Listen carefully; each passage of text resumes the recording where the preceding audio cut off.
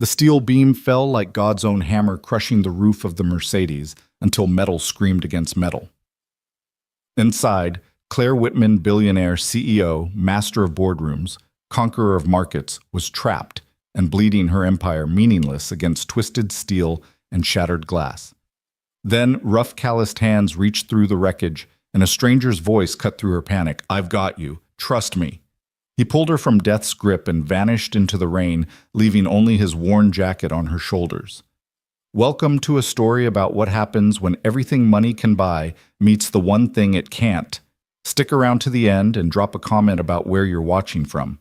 I'd love to know how far this story has traveled. The rain hammered Seattle like it held a personal grudge against the city, turning the evening commute into a crawling nightmare of red taillights and honking horns. Luke Bennett gripped the steering wheel of his decade-old pickup truck, checking the dashboard clock for the third time in 2 minutes. 6:47 p.m. Sophie's after-school program closed at 7, and they charged $1 for every minute he was late. Dollars he didn't have to spare. Come on, he muttered, drumming his fingers against the worn leather as traffic inched forward. The construction site he'd just left was paying good money, but the overtime that kept food on the table also meant these mad dashes across the city had become routine. Single parenthood was a delicate balance of necessities each day, a careful calculation of time versus money, neither of which he had enough of. His phone buzzed in the cup holder. Sophie's school. His stomach tightened as he hit the speaker button. "Mr. Bennett? This is Mrs. Chen from Riverside Elementary. Sophie's still here waiting." "I know, I'm so sorry. I'm stuck on the Aurora Bridge approach. The construction there's been an accident up ahead. I'll be there as soon as—" The world exploded. Luke's words died as a massive steel beam, part of the bridge's ongoing renovation, broke free from a crane overhead. Time seemed to slow as the beam plummeted through the rain, its shadow growing larger, darker, until it crashed down onto a silver Mercedes S-Class 3 cars ahead. The sound was catastrophic, a thunderclap of crushing metal and shattering glass that silenced even the rain for a heartbeat. "Mr. Bennett? Mr. Bennett, are you there?" Luke was already moving. He threw the truck into park, yanked the keys from the ignition, and sprinted toward the wreckage. Other drivers sat frozen in shock, some fumbling for phones, but Luke's body moved on pure instinct, the same instinct that had kept him alive through 2 tours in Afghanistan. The Mercedes was unrecognizable. The beam had crushed the roof down to window level, the elegant lines of German engineering compressed into a metal coffin. Through the spider-webbed remains of the rear window, Luke could see movement. Someone was alive in there. "Call 911, he shouted to the gathering crowd, dropping to his knees beside the wreckage. The rain soaked through his jeans instantly, but he barely noticed. Through a gap in the twisted metal, he could see her, a woman in what had probably been an expensive suit, now torn and bloodied. She was conscious, but trapped her eyes wide with the particular terror of someone who'd just discovered money couldn't buy their way out of everything. "Can you hear me?" Luke called out, his voice cutting through the rain and the growing chaos around them. I can't move," she gasped. "My legs are pinned. The car is... Oh God, I smell gas." Luke smelled it too. The acrid tang of leaking fuel mixed with the metallic scent of rain on hot metal. He looked at the beam. It must have weighed 2 tons, maybe more. The crowd was growing, but they kept their distance, phones out recording instead of helping. "What's your name?" Luke asked, already assessing the wreckage for the weakest point. Claire Whitman." The name rang a bell. He'd seen it on billboards, maybe the news, but it didn't matter now. "Okay, Claire, I'm Luke. I'm going to get you out, but I need you to trust me. Can you do that?" She nodded, a jerky, desperate motion. Blood trickled from a cut on her forehead, mixing with the rain that found its way through the gaps in the wreckage. Luke stood scanning the crowd. "I need help lifting this beam. Anyone?" 30 people stood watching. 3 stepped forward, 2 young men in Amazon delivery uniforms and an older woman in scrubs, probably a nurse heading home from a shift. It wasn't enough, not nearly, but it would have to be. "We can't lift that," one of the delivery drivers said, his face pale. "We need to wait for the fire department." "She doesn't have time," Luke said firmly. He'd seen enough vehicles go up in flames to know the signs. The fuel leak was getting worse, and somewhere in that maze of crushed metal and exposed wiring, one spark would turn this rescue into a recovery. We're not lifting it completely, just enough to pull her out. On my count. He positioned himself at the beam's edge, his hands finding purchase on the cold, wet steel. The others followed his lead, though their faces showed their doubt. Luke had lifted heavier things in worse conditions, not alone true, but desperation had a way of lending strength. Claire, when we lift you, pull yourself toward my voice. Don't think, just move. Understood? Yes, she whispered. Luke met the eyes of his makeshift rescue team. The nurse nodded, grim determination replacing her initial hesitation. The delivery drivers gripped the beam, their knuckles white. 3, 2, 1, lift. The beam didn't budge. Again.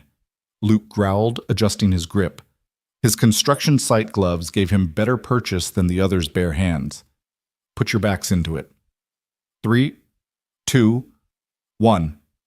This time the beam shifted not much, maybe 3 inches, but 3 inches was a lifetime in a moment like this. Luke's muscles screamed, tendons straining against the impossible weight. Move, Claire, now. Through the gap, he could see her pulling herself forward, using her arms to drag her body across the crushed leather seats. The smell of gasoline grew stronger. One of the delivery drivers lost his grip, cursing as the wet metal slipped through his fingers. Hold it! Luke roared, taking more weight as the beam threatened to drop. Almost there! Claire's hand appeared through a gap in the wreckage, reaching, grasping at air. Luke made a decision that his back would make him regret for weeks. He shifted his entire position, taking the beam's weight on his shoulder while freeing one hand to grab hers. Pull, he commanded the others, using his grip on Claire to guide her through the twisted metal. She cried out as something, probably a torn piece of the car's frame, caught her leg, but she kept moving. Let go, someone screamed. It's going to fall. Not yet, Luke gritted out. Claire was halfway out now, her expensive suit shredded her perfect composure, replaced by raw survival instinct. With a final desperate pull, she cleared the wreckage. Drop it! They released the beam as one jumping back as it crashed down, crushing the Mercedes even further. Luke caught Claire as she stumbled, her legs giving out the moment she was free. He half carried, half dragged her away from the wreck, his jacket somehow already off his shoulders, and wrapped around hers before he'd consciously decided to do it. They'd made it maybe 20 feet when the Mercedes went up in flames. The explosion wasn't Hollywood dramatic, no massive fireball or slow-motion dive for cover. Just a sudden whoosh of ignition heat that Luke could feel on the back of his neck, and the knowledge that they'd had maybe 30 seconds to spare. Claire was shaking violently, shock setting in as adrenaline faded. Luke lowered her carefully to the ground, keeping his jacket around her shoulders. The nurse was there immediately, checking vitals, assessing injuries with practiced efficiency. You're okay, Luke said quietly, though he wasn't sure if he was reassuring her or himself. You're safe now. Claire looked up at him, and for a moment their eyes met, really met. Hers were green, he noticed the color of sea glass, now wide, with a mixture of terror and gratitude that went beyond words. She opened her mouth to speak, but Luke was already standing. Take care of her, he told the nurse, then turned and walked back toward his truck. Wait, Claire called out, her voice hoarse.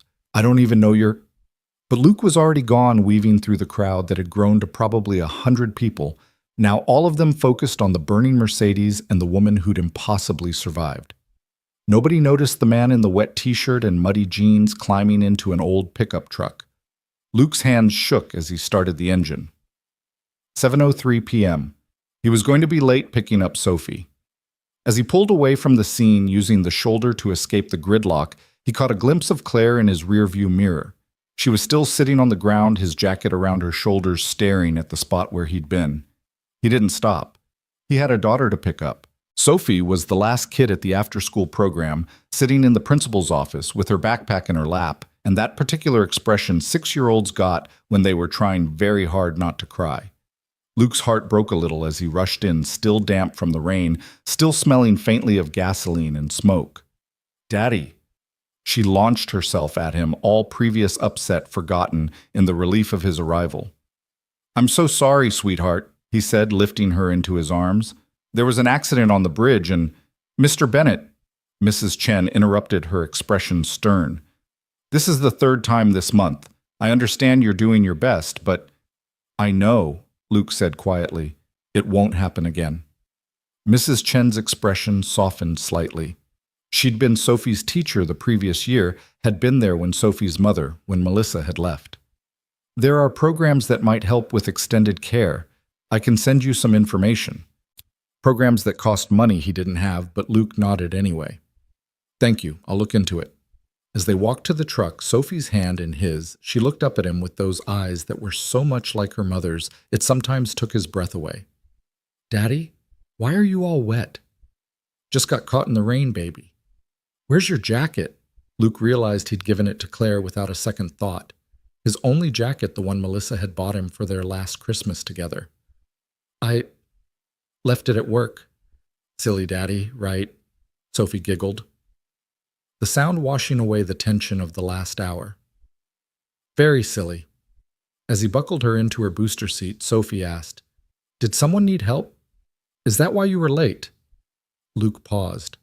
His daughter had this uncanny ability to read him to know when something was weighing on him. Yeah, someone needed help. Did you help them? I did. Good. Sophie said, simply pulling out her stuffed rabbit Mr. Hoppy from her backpack. That's what heroes do. I'm no hero, sweetheart. Just did what anyone would do. But as he drove them home through the still pouring rain, Luke couldn't shake the image of those green eyes, the weight of Claire's hand in his, the way she'd looked at him like he was something more than just another construction worker trying to make ends meet. Their apartment was a far cry from whatever penthouse Claire Whitman probably called home. 2 bedrooms, 1 bathroom, and a kitchen so small 2 people could barely fit in it at the same time. But Luke had worked hard to make it a home for Sophie. Her artwork covered the refrigerator, a rainbow of crayon drawings that turned the old appliances into a gallery. He'd built her a reading nook in the corner of the living room, complete with Christmas lights and all her favorite books. Mac and cheese or spaghetti? He asked, opening the nearly bare pantry. Mac and cheese. Sophie cheered, already settling at the small kitchen table with her homework. As Luke cooked, his mind kept drifting back to the accident.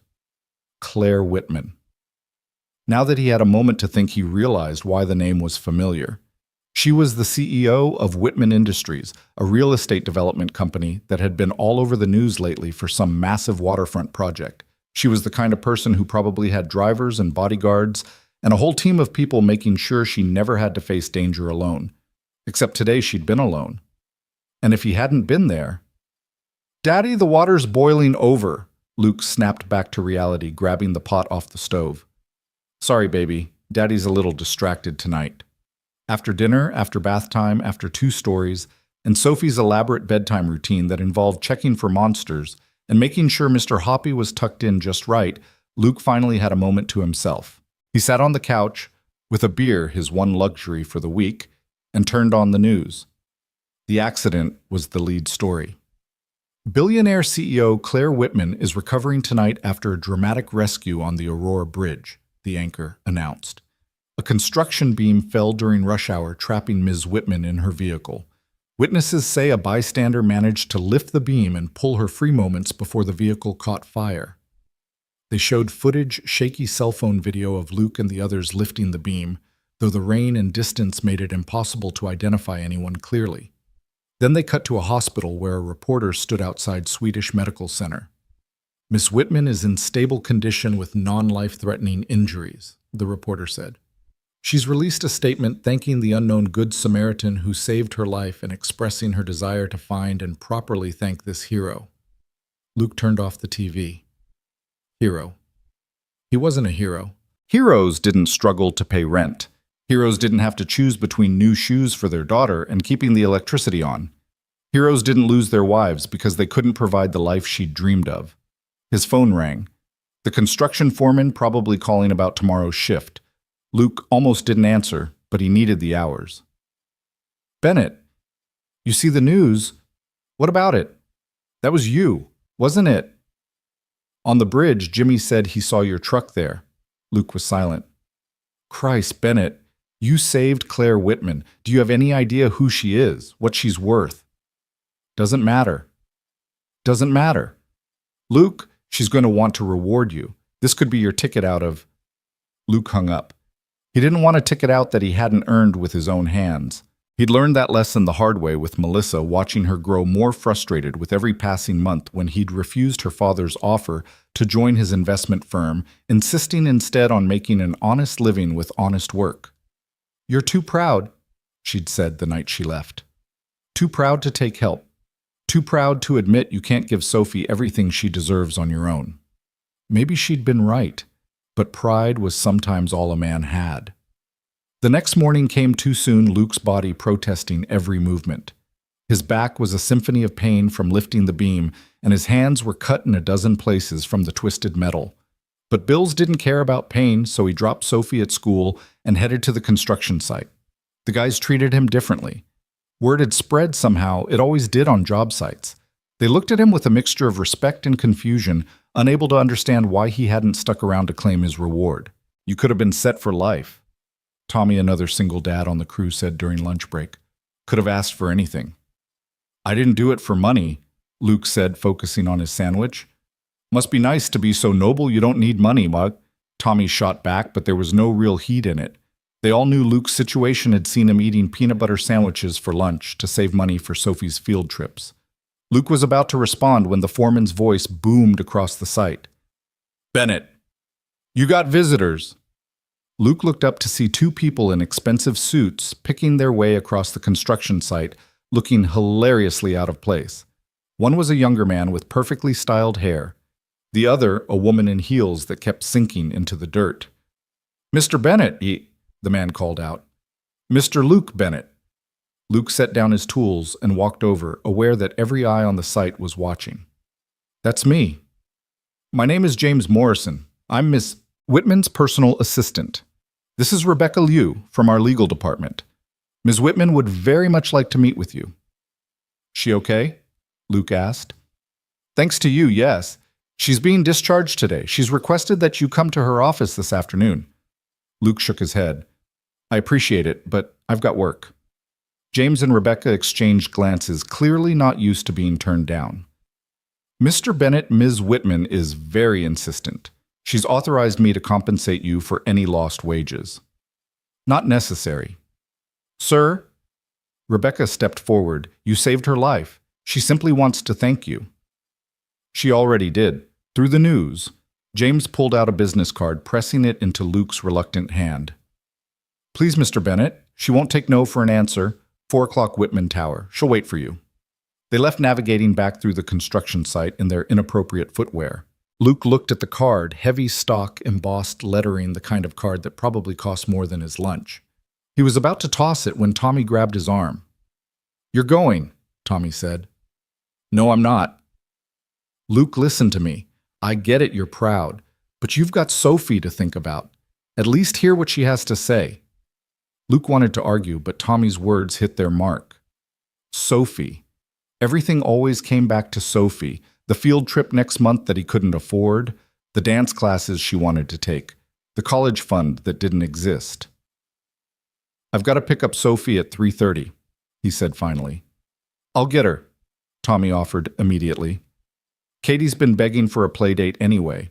I'll take them both to the park, get them ice cream. Give you time to do this." Luke stared at the card again. Whitman Tower. He'd helped build the foundation for that building 3 years ago, back when it was just a hole in the ground and architectural drawings. He'd never imagined he'd be invited inside once it was finished. At 3:45, Luke stood outside the gleaming glass and steel tower, feeling acutely aware of his work boots and faded jeans. He'd changed into his leaf-stained t-shirt in the porta-potty at the construction site, but he still looked like what he was, a manual laborer in a building full of people who probably made more in a day than he did in a month. The lobby was all marble and modern art, with a waterfall that probably cost more than his annual salary. The security guard looked him up and down skeptically until Luke produced the business card. "Mr. Bennett." "Yes, you're expected. Express elevator to the 42nd floor." The elevator was bigger than Sophie's bedroom. Luke stood in the corner, watching the numbers climb his stomach, doing an uncomfortable flip with each floor. What was he doing here? What could someone like Claire Whitman possibly have to say to someone like him? The doors opened directly into a reception area that looked like something out of a magazine. Everything was white and chrome and impossibly clean. A receptionist who looked like she'd stepped off a runway smiled at him with perfect teeth. "Mr. Bennett, Ms. Whitman is waiting for you. Right this way." She led him down a hallway lined with awards and framed magazine covers featuring Claire. Fortune's 40 Under 40, Times The Future of Real Estate, Forbes Self-Made Women to Watch. In every photo, she looked polished, confident, untouchable, nothing like the terrified woman he'd pulled from a crushed Mercedes. The office at the end of the hall was enormous, with floor-to-ceiling windows offering a view of the Sound that took Luke's breath away. And there, standing with her back to him as she looked out at the city, was Claire Whitman. She'd changed since yesterday, obviously. Gone were the torn clothes and the blood. She wore a navy dress that probably cost more than his truck. Her dark hair pulled back in a way that showed the small bandage on her forehead, the only visible sign of yesterday's trauma. "The city looks different from up here," she said without turning around. "Cleaner, safer. It's a lie, of course. The distance just makes it easier to pretend the mess doesn't exist." She turned then, and those green eyes found his again. In the afternoon light, they were even more striking than he remembered. "Mr. Bennett, Luke, thank you for coming. Ms. Whitman. Claire, please." She moved closer, and he could see now that she was favoring her left leg slightly. "I owe you my life." "You don't owe me anything." "I disagree." She gestured to a sitting area, leather chairs that looked too expensive to actually sit in. Luke remained standing. Claire sighed. "At least let me offer you something to drink. Coffee water. Something stronger. God knows I've been drinking since noon." Despite himself, Luke almost smiled. "I'm good." "Of course you are." She studied him with those intense eyes. "My people did some research. Luke Bennett, 32 years old, Army veteran, 2 tours in Afghanistan, construction worker for the last 7 years, single father to Sophie, age 6. Luke's jaw tightened. "You investigated me." "I wanted to know who saved my life." She paused. "I'm sorry about your wife." "Don't." The word came out harsher than he intended. "That's not your business." "You're right. I apologize." She moved to her desk, pulling out a checkbook. "Let me get to the point. Name your price." "Excuse me." "For saving my life, whatever you want. Money is just numbers on a screen to me, Mr. Bennett. 100,000, 500,000, a million. What number makes this right?" Luke stared at her, anger building in his chest. "You think you can just write a check and we're even?" "I think everyone has a price." "Then you think wrong." She blinked clearly, not used to being contradicted. "I'm trying to thank you." "No, you're trying to pay me off. There's a difference." Luke turned to leave. "Take care of yourself, Ms. Whitman." "Wait." Her voice cracked slightly, losing its CEO polish. "Please." Luke stopped at the door but didn't turn around. I don't know how to do this, she admitted. "I know how to make deals. I know how to negotiate. I know how to win. But I don't know how to owe someone everything when they want nothing in return." Luke turned back to see her standing by the window again, her composed mask slipping. "You ever think maybe that's the point?" he asked. "Not everything's a transaction. Sometimes people help because it's the right thing to do. In my experience, everyone wants something. Then you've been hanging around the wrong people." She laughed, but it was bitter. "The wrong people built this tower. The wrong people run this city. The wrong people are the only people I know." Luke shouldn't care. This woman lived in a different world, one where problems were solved with checkbooks and connections. But something in her voice, a loneliness that money couldn't fix, made him pause. "You want to thank me," he said finally. "Don't make it about money. That construction site where I work, we've got guys there who haven't seen their families in months because they're sending every penny home. You want to do something? Use some of that money to help them. Set up a fund or something. Help their kids get to college. That would mean something." Claire stared at him. "You're serious. You're actually turning down a fortune for yourself to help others." "I don't need your fortune. I've got everything I need." "Your daughter has a father who works hard and loves her. That's more than a lot of kids get. And when she wants to go to college, when she needs opportunities you can't provide." The words hit too close to Melissa's parting shots. I'll figure it out. Pride, Claire said softly. It must be nice to afford such an expensive luxury. It's not pride. It's principle. Is there a difference? Before Luke could answer, his phone rang. Tommy. Luke answered immediately, worried something had happened with Sophie. Hey man, small problem. Sophie fell at the park. She's okay, just scraped her knee pretty bad, but she's asking for you. I'm on my way. Luke hung up and looked at Claire. I have to go. Your daughter. She needs me. Claire's expression shifted to something unreadable. Of course. James can drive you. I've got my truck. Right, of course. She pulled out a different card, simpler than the one James had given him. My personal cell, in case you change your mind, or if you ever need anything. Luke took the card mostly to end the conversation. Take care, Ms. Whitman. Claire, she corrected softly. But Luke was already gone. His mind focused on Sophie. He didn't see Claire watching from her window as he jogged across the parking lot to his beat-up truck. Didn't see her press her hand against the glass as he drove away.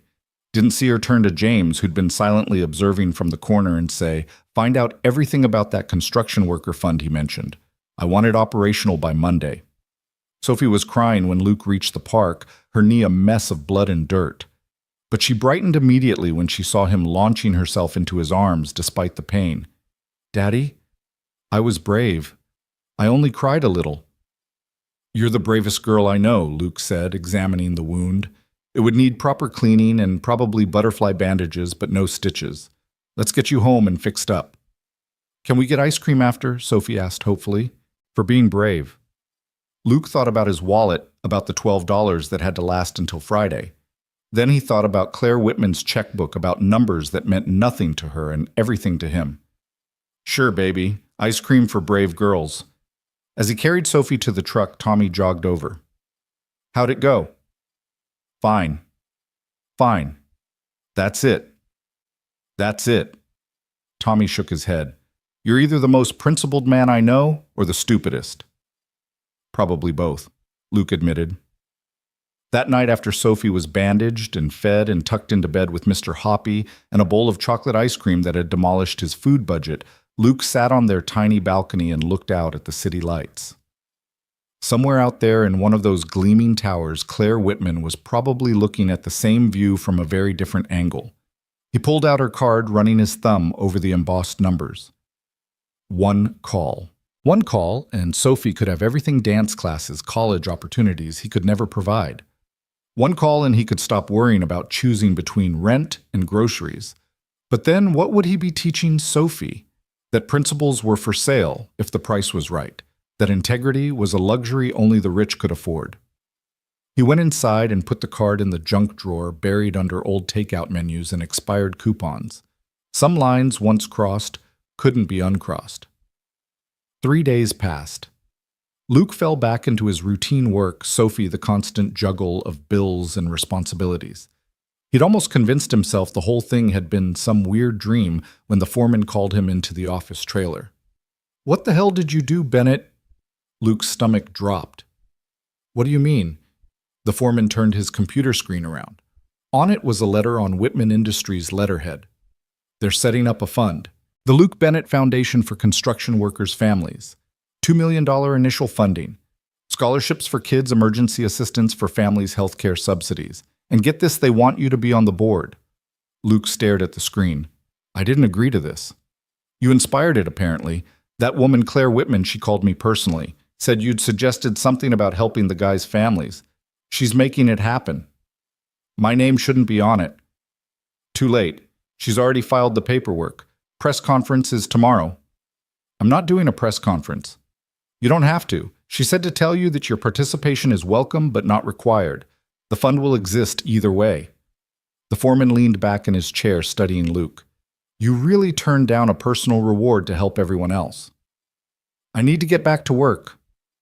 Luke, the foreman's voice stopped him at the door. What you did both on that bridge and after that, something special. Don't be too proud to see that. But Luke was already gone, his mind racing. She'd done it. She'd found a way to help despite his refusal to give without making it about him. It was clever. It was generous. It was infuriating. That afternoon, Luke did something he'd never done before he left work early. He drove to Whitman Tower, marched past the surprised security guard who remembered him, and took the elevator to the 42nd floor. "Mr. Bennett," the receptionist stood quickly. "Ms. Whitman is in a meeting." But Luke was already pushing through the office doors. Claire was at a conference table with 6 other people in suits, all of whom turned to stare at him. She looked different today, hair down a green blouse that matched her eyes, no visible injuries except the fading bruise on her forehead. "Luke," she said, and something in the way she said his name made everyone else fade into background noise. "Everyone, can you give us the room?" The suits filed out, shooting curious glances at Luke's work clothes and dusty boots. When they were alone, Claire stood moving toward him with that slight favor to her left leg still noticeable. "You're angry," she observed. "You used my name. You inspired it. Credit where credit's due." "I didn't want credit. I didn't want any of this." "But the families need it. Isn't that what matters?" Luke wanted to argue, but she was right. The fund would help people he knew, people he worked beside every day. "You don't fight fair," he said finally. "I fight to win. It's different." She paused. "Will you be at the press conference?" "No." "Will you at least be on the board? Help decide how the money's distributed. You know these people better than any committee I could assemble." "Why does this matter to you so much?" Claire moved to the window and Luke found himself following. The city sprawled below them, construction sites dotting the landscape like promises of things to come. "You know what I thought about when I was trapped in that car," she said quietly. "Not my company. Not the deals I had pending, not the money in my accounts. I thought about how I was going to die alone in a Mercedes and no one would really mourn me. They'd mourn their meal ticket, their connection, their opportunity, but not me." She turned to face him, and for a moment the CEO mask slipped entirely. "Then you appeared. A stranger who wanted nothing from me, who risked everything to help me, and walked away without even giving your name. Do you have any idea how rare that is in my world?" "It shouldn't be." "But it is." She stepped closer and Luke caught a hint of her perfume, something expensive and subtle. "I've been thinking about you, about Sophie. About the kind of father who leaves his only jacket with a stranger and lies to his daughter about losing it so she won't worry." Luke's eyes narrowed. "How do you know about that?" "The nurse from the bridge. I tracked her down too. She said you gave me your jacket and left in just a t-shirt in the rain." Claire moved to her desk, opening a drawer. "Which is why I bought you this." She pulled out a jacket, not fancy, just a good solid work jacket, the kind that would last for years. "Before you get all proud about it, it's not a reward. It's a replacement. Fair trade." Luke took the jacket, running his hands over the material. It was exactly his size, exactly the kind he'd buy for himself if he could afford quality. "How did you know my size?" "I'm very good at research." She smiled, then a real smile that transformed her face. "Will you stay for the board meeting, I mean? We're discussing the fund parameters." Luke checked his phone. He had an hour before he needed to pick up Sophie. "One condition." "Name it." "My name comes off. Call it something else." "The Second Chances Fund." "That works." Claire extended her hand. "Deal." Her handshake was firm, her hands soft where his were calloused. But there was strength there too, a different kind than his, but strength nonetheless. The meeting was unlike anything Luke had experienced. He sat at a conference table worth more than his annual salary, surrounded by lawyers and financial advisors, and told them exactly what construction workers' families needed.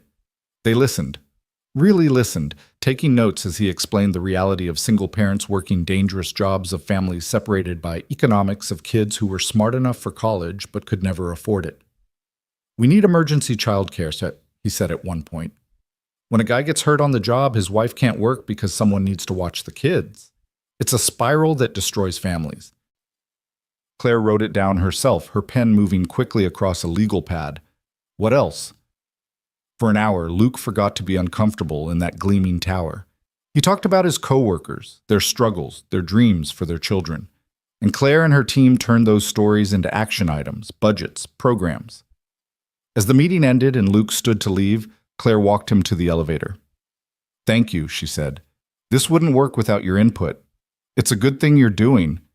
It's a good thing we're doing, she corrected. I just write checks. You're the one who knows how to make them matter.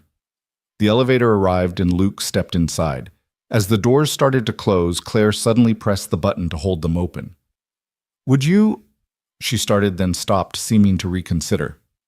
Never mind. What? It's nothing. I was going to ask if you'd like to have dinner sometime, to discuss the fund, of course, but you probably need to get back to Sophie. Luke studied her face, seeing something there he recognized. Loneliness, the kind that lived in penthouses as easily as tiny apartments.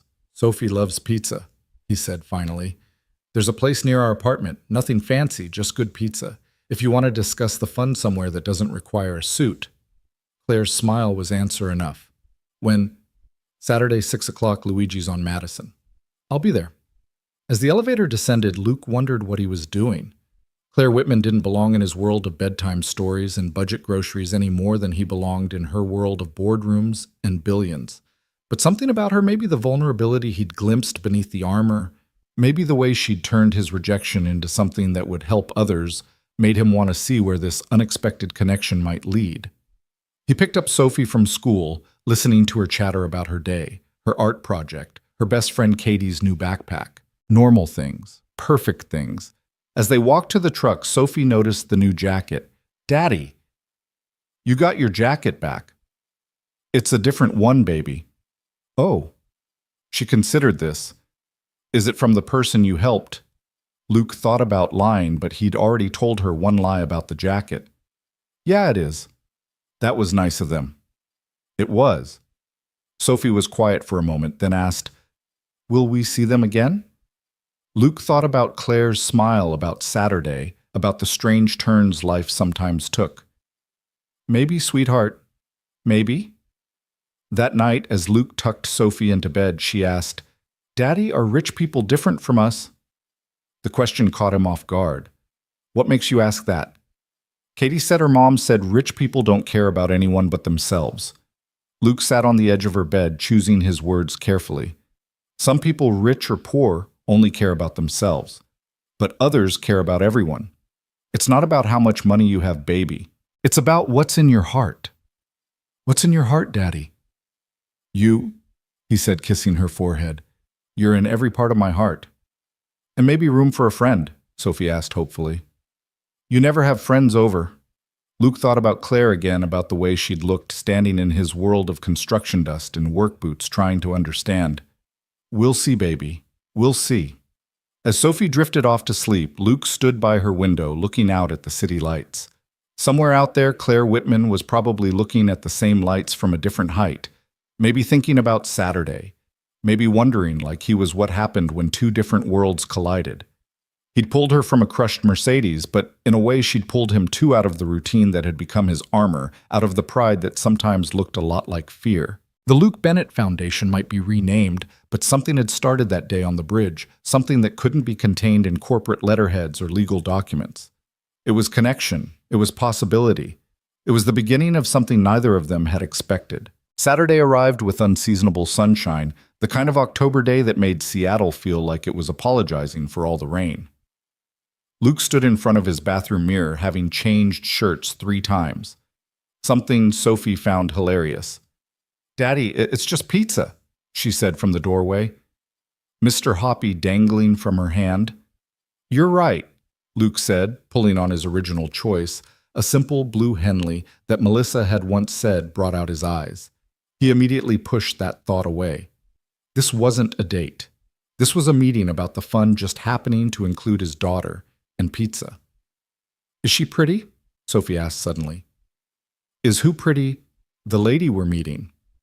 Luke had been deliberately vague about Claire saying only that someone from his work wanted to discuss helping other workers' families. I don't know, baby. Does it matter? Sophie considered this seriously. Katie's mom says pretty ladies don't eat pizza. They eat salad.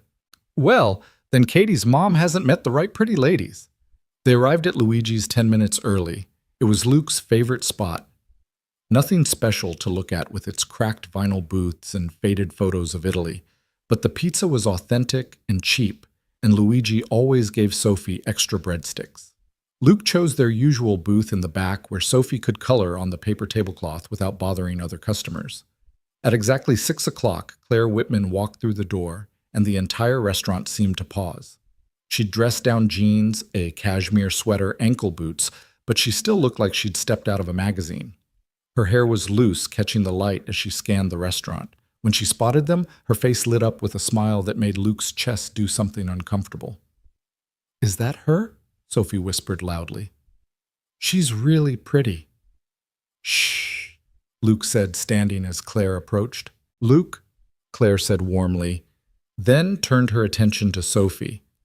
"And you must be Sophie. Your dad has told me so much about you." Sophie, normally shy with strangers, surprised Luke by smiling back. "He hasn't told me anything about you. Are you rich?" "Sophie." Luke's face flushed, but Claire laughed, sliding into the booth across from them. "I have a lot of money, yes. Does that bother you?" Sophie shook her head. "Only if you don't like pizza." "I love pizza. The messier the better." "Good," Sophie declared. "Daddy was worried you'd want salad. I was not—" "He changed his shirt 3 times." Sophie continued, clearly enjoying herself. Claire's eyes met Luke's over Sophie's head, sparkling with amusement. "Well, I changed 4 times, so he wins." Luigi himself came over his thick Italian accent, making Claire lean forward to understand as he recommended the special. She ordered a large pepperoni and mushroom to share, plus garlic knots and sodas, all around dismissing Luke's attempt to protest. "Please," she said quietly, "let me buy dinner. It's the least I can do for interrupting your Saturday." As they waited for the food, Sophie peppered Claire with questions that Luke would never have dared ask. What was it like being a CEO? Did she live in a castle? Did she have a driver? Did she ever eat cereal for dinner when she was too tired to cook? Claire answered each question seriously, admitting that yes, she had a driver, but preferred to drive herself. No, she didn't live in a castle, but her apartment was probably too big, and yes, she'd eaten cereal for dinner just last Tuesday. "Daddy does that too," Sophie exclaimed, "except he gives me real food and then eats cereal after I go to bed, so I don't know we're out of groceries." Luke wanted to sink into the floor, but Claire's expression softened. "Your daddy sounds like he takes very good care of you." "He's the best," Sophie said simply, then added, "but he's lonely sometimes. I hear him talking to my mom's picture when he thinks I'm asleep." "Okay," Luke interrupted, his face burning. "Who wants to see Luigi flip the pizza dough?" Sophie was successfully distracted, running to the counter to watch. Luke started to apologize, but Claire held up her hand. "She's wonderful," she said. "Honest, real. You've done an amazing job with her. She's easy to love." "Not all parents feel that way. Trust me, I know from experience." Something flickered across Claire's face, an old pain quickly suppressed. "My parents saw me as an investment opportunity from day one. Every birthday party was a networking event. Every achievement was leverage for the next deal. That's no way to grow up. It's efficient, though. I was running my first company by 23. "And were you happy?" Claire was quiet for a moment, watching Sophie laugh as Luigi tossed dough in the air. "I didn't know I wasn't until I was trapped in that car thinking I was going to die. All that success, all that money, and the only person who cared enough to help was a stranger." Their pizza arrived, and Sophie returned chattering excitedly about Luigi's dough-spinning skills. Claire proved she wasn't afraid of messy food, diving into the pizza with enthusiasm that made Sophie declare her okay for a rich lady. As they ate, the conversation turned to the fund. Claire pulled out her phone, showing Luke the plans that had been set in motion. Already 3 families had received emergency assistance. 2 kids had been enrolled in after-school programs their parents couldn't previously afford. "This is Tommy's son," Claire said, showing a photo of a boy in a soccer uniform. "The fund paid for his league fees and equipment." Luke's throat tightened. He'd known Tommy was struggling to afford the soccer program his son loved. "You did this?" Claire said softly. "You did it. You cared enough to think of others when you could have taken everything for yourself. That's rare, Luke. Rarer than you know." Sophie, who'd been coloring on the tablecloth, looked up. "Miss Claire, are you and Daddy friends now?" Claire glanced at Luke. "I'd like to be, if that's okay with your daddy." "Daddy needs friends," Sophie announced. He only talks to Uncle Tommy and the people at work, and sometimes Mrs. Chen at school, but only when he's late picking me up. Sophie, Miss Whitman is very busy. Claire, she corrected, and I'm never too busy for friends. After dinner, they walked to the small park nearby. Sophie ran ahead to the playground, leaving Luke and Claire on a bench where they could watch her. She's nothing like I expected, Claire said. What did you expect? I don't know. Someone quieter, maybe more damaged by loss. Luke watched Sophie climb the monkey bars, determined and fearless. She was only 3 when Melissa left. She doesn't really remember her. Melissa didn't die. Luke was quiet for a long moment. No, she left. Said she couldn't do it anymore, the struggle, the cramped apartment, the constant worry about money. She married her college boyfriend 2 years ago. Lives in California now. Sends a card on Sophie's birthday sometimes. Luke, I'm so sorry. Don't be. Sophie and I were solid. We don't need anyone, Claire finished. Is that what you were going to say? Luke turned to look at her, struck by how the setting sun caught the gold flecks in her green eyes. It's safer that way. Safer maybe. But is it better? Before Luke could answer, Sophie called out from the swing set. Daddy, Ms. Claire, watch this. She jumped from the swing at its highest point, landing in the sand with a triumphant grin. Luke's heart stopped for a second. It always did when she pulled stunts like that, but he forced himself to smile and applaud. She's fearless, Claire observed. She gets that from her mother, Luke said, then caught himself. The good kind of fearless, I mean, the kind that sees possibility instead of danger. And you, what do you see? Luke looked at Claire. This woman who lived in a different stratosphere but was sitting on a park bench in his neighborhood pizza sauce, probably staining her expensive sweater watching his daughter play. I'm starting to see possibility, he admitted. Claire smiled and something shifted between them. Not dramatic, just a quiet recognition of potential. As the sun began to set, Sophie ran back, throwing herself onto the bench between them. Can we do this again? She asked Claire. Sophie, Ms. Claire has a company to run. I'd love to, Claire said. If it's okay with you both. Sophie looked up at her father with those eyes that owned every piece of his heart. Please, Daddy. How could he say no to that? We'll see. Claire stood to leave, pulling out her phone to call her driver. Luke started to protest, to offer to drive her home, but she shook her head. This was perfect, she said. Thank you, both of you. Claire? Luke called as her car pulled up. She turned back. Next Saturday, there's a harvest festival at Sophie's school. Nothing fancy, just games and face painting and terrible coffee. If you're not busy, Claire's smile was radiant. What time, T? 10 o'clock. I'll be there. As the town car pulled away, Sophie slipped her hand into Luke's. I like her, Daddy. Yeah. She's sad like you sometimes, but she smiles, real smiles when she looks at us. Out of the mouths of babes, Luke thought. Come on, baby, time to get home. That week passed differently than usual. Luke found himself checking his phone more often, though Claire didn't text except once to confirm Saturday was still happening. But somehow knowing she was out there, knowing Saturday was coming, made the daily grind feel less grinding. The guys at the construction site noticed. You're humming, Tommy accused on Thursday. Since when do you hum? I don't hum. You're literally humming right now. Luke realized he was. Some tune Sophie had been singing that morning. He stopped immediately. This about that CEO? Tommy pressed. Jimmy saw you at Luigi's with her. Jimmy needs to mind his own business. So it is about her. Tommy grinned. Good for you, man. It's about time. It's not like that. She's just, we're friends. Maybe. I don't know. You don't know? Tommy laughed. Brother, that woman is worth like $1 billion and she's eating pizza in our neighborhood. That's not just friends. Luke wanted to argue, but the truth was, he didn't know what it was. Claire existed in a different universe. Yet when she'd sat in that booth laughing at Sophie's jokes and stealing extra garlic knots, she'd seemed to fit perfectly into their small life. Friday night, Sophie could barely contain her excitement about the harvest festival. She'd picked out her outfit, her favorite purple dress, with the twirly skirt, and made Luke promise to let Claire paint her face. How do you know she can face paint? She has pretty hands, Sophie said, as if this explained everything. Pretty hands are good at art. Luke didn't follow the logic, but he'd learned not to question 6-year-old wisdom. Saturday morning dawned gray and drizzly, typical Seattle autumn weather. Luke worried Claire might cancel. Surely she had better things to do than stand in a muddy school field in the rain. But at 9:45, his phone buzzed. "On my way. Do I need to bring anything?" "Just yourself, Fit," he texted back, then added, "and maybe rain boots if you have them."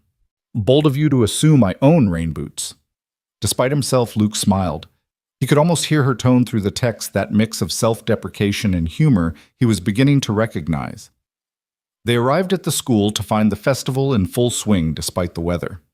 Sophie immediately spotted her friends and started to run off, then remembered Claire was coming and forced herself to wait, bouncing impatiently. "She'll be here, baby," Luke assured her. Sure enough, 5 minutes later, Claire appeared and Luke had to laugh. She was wearing designer rain boots that probably cost more than his monthly rent, a rain jacket that looked like it had never seen actual rain, and a smile that suggested she knew exactly how out of place she looked. "I may have had to buy these this morning," she admitted, gesturing to the boots. "They're perfect," Sophie declared, grabbing Claire's hand. "Come on." They have a duck pond game and face painting, and Ms. Rodriguez is making balloon animals. Claire let herself be pulled along, throwing Luke an amused glance over her shoulder. He followed, trying to ignore the looks from other parents. He could practically hear their thoughts.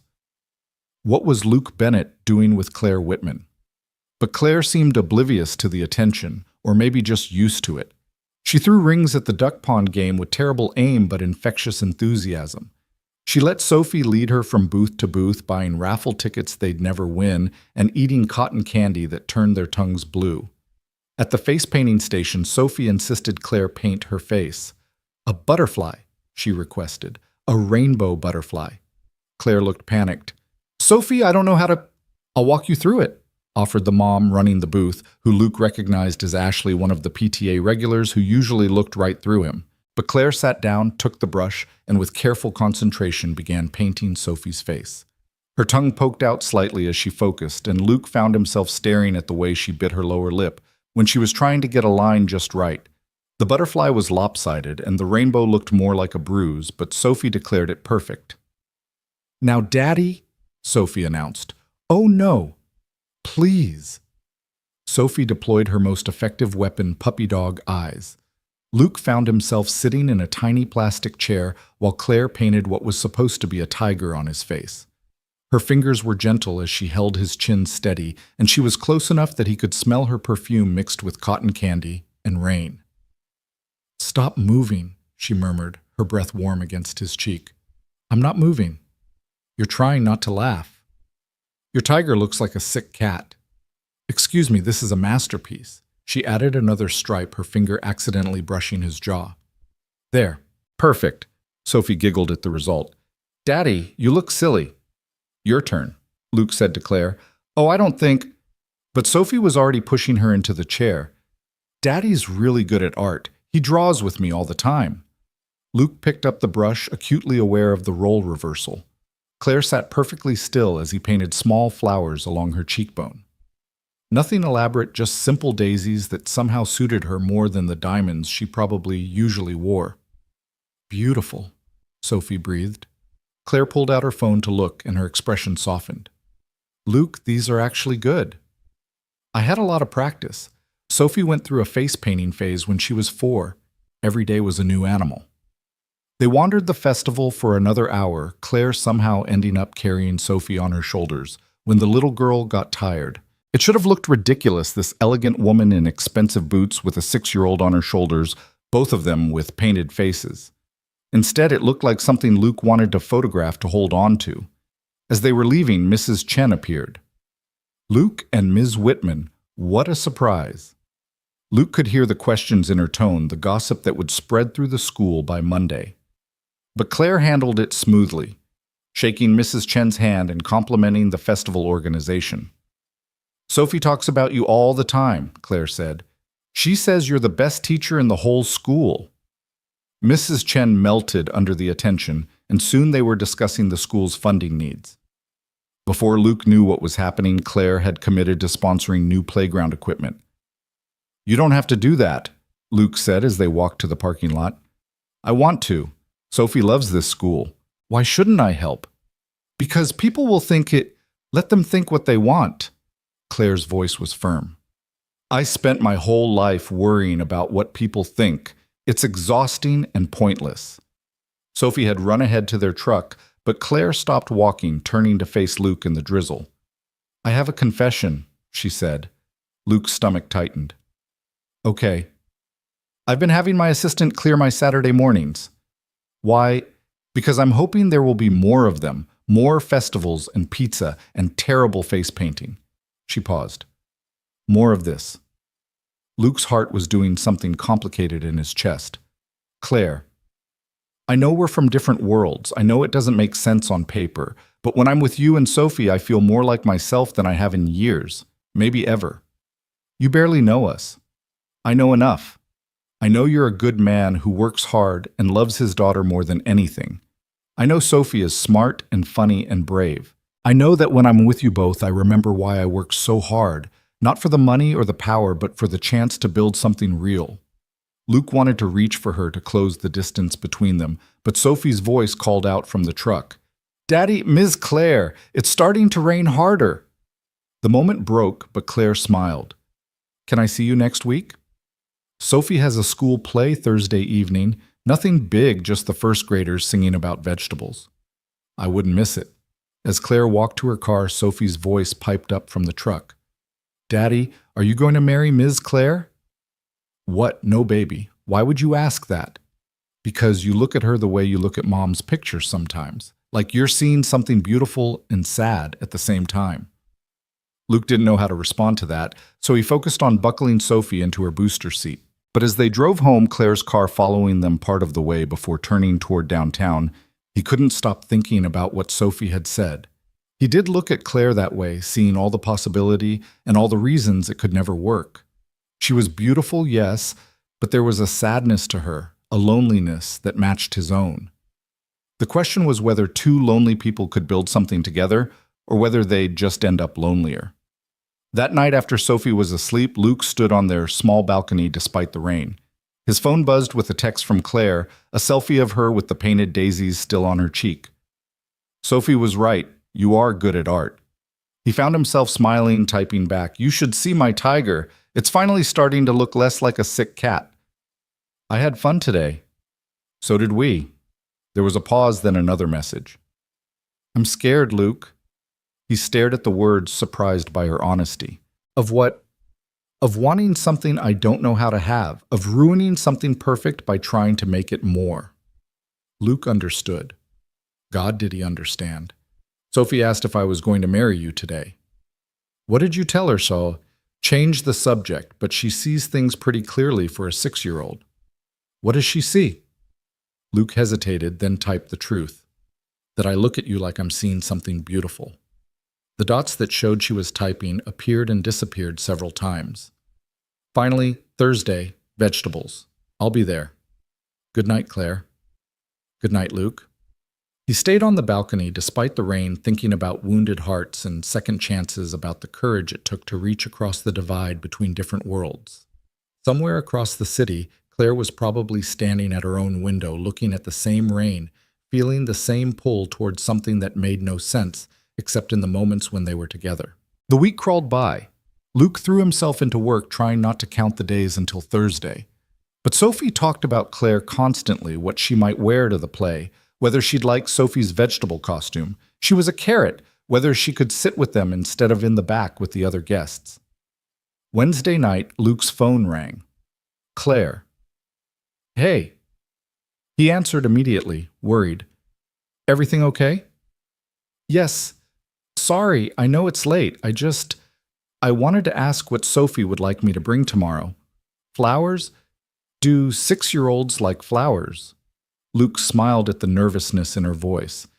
She'd love flowers, but you don't have to. I want to. What's her favorite color? Purple. Everything purple. Purple flowers, got it. And Luke, what about you? What about me? What's your favorite? I don't need flowers, Claire. That wasn't the question. Luke thought about it. When was the last time anyone had asked him his favorite anything blue? Those small blue wildflowers that grow by the highway. Forget-me-nots, I guess. Perfect. See you tomorrow. She hung up before he could protest that he really didn't need flowers. Thursday evening, the elementary school auditorium was packed with parents armed with cameras and grandparents who'd driven from out of state. Luke had saved 2 seats, which earned him glares from other parents, but he held firm. Claire arrived just as the lights were dimming, slipping in beside him with an enormous bouquet of purple roses for Sophie, and tucked discreetly beside them a small bundle of forget-me-nots. "You didn't have to—" "Shh," she whispered. "It's starting." The first graders filed onto stage in their vegetable costumes. Sophie stood tall in her carrot outfit, scanning the audience until she found them. Her face lit up when she saw Claire waving enthusiastically despite her teacher's attempts to maintain order. The play was objectively terrible. Kids forgot their lines. The tomato's costume fell apart halfway through, and the broccoli threw up just off stage. But Claire watched with the same intensity she probably brought to board meetings, recording Sophie's big moment a solo about the importance of vitamins. When it ended, Sophie rushed off stage and straight to them, ignoring the teacher calling for class photos. "You came," she exclaimed, throwing her arms around Claire's waist. "Of course I came. You were amazing. Did you see when I almost forgot my line, but then remembered you handled it like a professional?" Sophie beamed, then noticed the flowers. "Are those for me?" "All for you, superstar." Sophie clutched the roses like they were made of gold. "No one ever brought me flowers before." Daddy looked purple. Other parents were staring now, recognizing Claire from the business section of the newspaper or the evening news. Luke could hear whispers starting to see phones coming out for subtle photos. "We should go," he said quietly. Claire nodded, understanding immediately. "Sophie, would you like to celebrate ice cream?" "Can we, Daddy?" How could he say no to that face? "Sure, baby." They went to a small ice cream shop near their apartment. Sophie still in her carrot costume because she refused to take it off. Claire helped her choose 2 scoops of strawberry with rainbow sprinkles, while Luke ordered vanilla, predictable and safe. Boring. Claire accused ordering something called Midnight Chocolate Chaos. They sat outside despite the cool evening, Sophie between them chattering about the play and school and everything that popped into her head. Claire listened with genuine interest, asking questions and laughing at Sophie's jokes. "Ms. Claire," Sophie asked suddenly, "do you have any kids?" Luke tensed, but Claire answered easily. "No, I don't." "Do you want some—" "Sophie," Luke started. "I think I'd like that someday," Claire said softly. "With the right person." "Daddy would be a good person," Sophie announced, then went back to her ice cream as if she hadn't just dropped a bomb. Luke's face burned. "Sophie, what?" "It's true. You're the best daddy. Ms. Claire should know that if she wants kids." Claire met Luke's eyes over Sophie's head, a small smile playing at her lips. "Good to know." They finished their ice cream in comfortable silence, Sophie starting to droop against Luke's shoulder as the sugar crash hit. Claire reached over and brushed a strand of hair from Sophie's face, the gesture so natural and tender that Luke's chest ached. "I should get her home," he said quietly. "Of course." Luke picked up Sophie, who wrapped her arms around his neck, half asleep. Claire walked with them to the truck carrying Sophie's flowers and backpack. As Luke buckled Sophie in, Claire stood by the driver's door, forget-me-not still in her hand. "Thank you," she said, "for letting me be part of this. Thank you for coming." "Luke," her voice was hesitant, "my company is having a gala next Friday. Black tie, fancy food, boring speeches. I know it's not your thing, but would you come with me?" Luke's first instinct was to say no. That wasn't his world. He didn't own a tux, didn't know which fork to use, didn't belong in rooms full of billionaires. But Claire was looking at him with those green eyes, holding forget-me-nots he'd mentioned once, and she'd just spent her evening watching terrible first-grade theater like it was Broadway. "I don't have anything to wear to something like that." "That's a yes." "It's a maybe." "I'll take a maybe." She handed him the forget-me-nots. "These are for you, by the way, so you don't forget." "Forget what?" "That someone asked about your favorites, that someone wanted to know." Before Luke could respond, she was walking to her car. He stood there holding the small blue flowers, watching her drive away, wondering how his carefully constructed walls had crumbled so quickly. "Daddy?" Sophie's sleepy voice came from the truck. "Are you happy?" Luke looked at his daughter, at the purple roses filling the cab with their sweet scent, at the forget-me-nots in his hand. "Yeah, baby, I think I am." And for the first time in 3 years, he meant it. The forget-me-not sat in a mason jar on Luke's kitchen counter, a splash of blue against the faded linoleum. 3 days had passed since the play, and he still hadn't given Claire an answer about the gala. Every time he picked up his phone to text her, doubt crept in. What business did he have at a black tie event? He'd probably use the wrong fork or say something wrong and embarrass her in front of people who mattered to her world. "Daddy, why do you keep looking at those flowers?" Sophie asked over breakfast Friday morning. "Just thinking, baby." "About Miss Claire." Luke nodded, not seeing the point in denying it. Sophie had developed an almost supernatural ability to sense when his thoughts drifted to Claire. "You should call her," Sophie said matter-of-factly, drowning her pancakes in syrup. "You're grumpy when you don't talk to her." "I'm not grumpy. You burned my eggs yesterday. You never burn my eggs unless you're thinking too hard." Out-reasoned by a 6-year-old. Luke's phone buzzed with a text from Tommy. "Heard about the gala. You going, or are you going to be an idiot?" How did Tommy even know about it? Luke texted back, "How? Claire called me, asked what would convince you to go, told her you're stubborn as hell but not stupid. Don't make me a liar." Luke stared at his phone. Claire had called Tommy. She was really going to these lengths just to get him to a party. Another text this time from Claire herself. "No pressure about Friday, but if it helps, I've already scared off 3 board members this week because I'd rather be eating pizza with you and Sophie than sitting through investment meetings." Before he could overthink it, Luke typed, "What time Friday?" Her response was immediate, "Really, you'll come. If you can handle me using the wrong fork." "Luke Bennett, you could eat with your hands and still be the most interesting person in the room. Pick you up at 7. "I can drive myself." "Not a chance. If I'm dragging you into my world, I'm doing it properly. 7 o'clock. Wear whatever you're comfortable in." Luke looked at his work clothes splattered with concrete and dust. Somehow, he didn't think that's what she meant. That afternoon during lunch break, Luke found himself at a mall for the first time in years. The suit section of the department store might as well have been a foreign country. Everything either looked too cheap or cost more than he made in a month. "Can I help you?"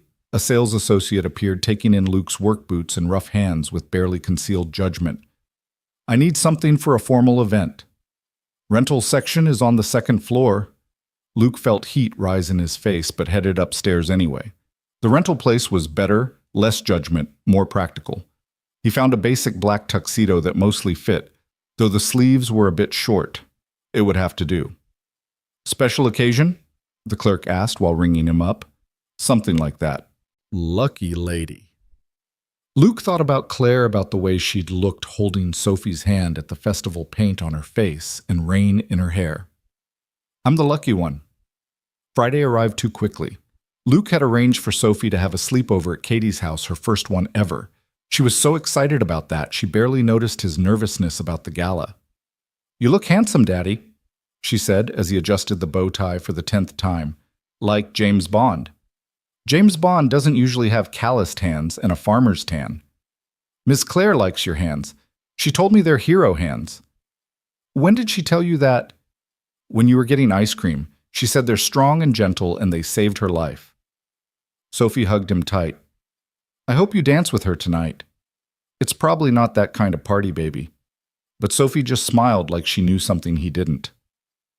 At exactly 7, a sleek black town car pulled up outside their building. Luke's neighbors were definitely going to have questions. He kissed Sophie goodbye, reminded Katie's mom about Sophie's bedtime routine and her need to sleep with Mr. Hoppy, then headed downstairs. The driver opened the door, and Luke's breath caught. Claire was already inside, and she was stunning. Her dress was midnight blue, elegant and simple, with diamonds at her throat that probably cost more than his truck. But it was her smile when she saw him that made his heart race.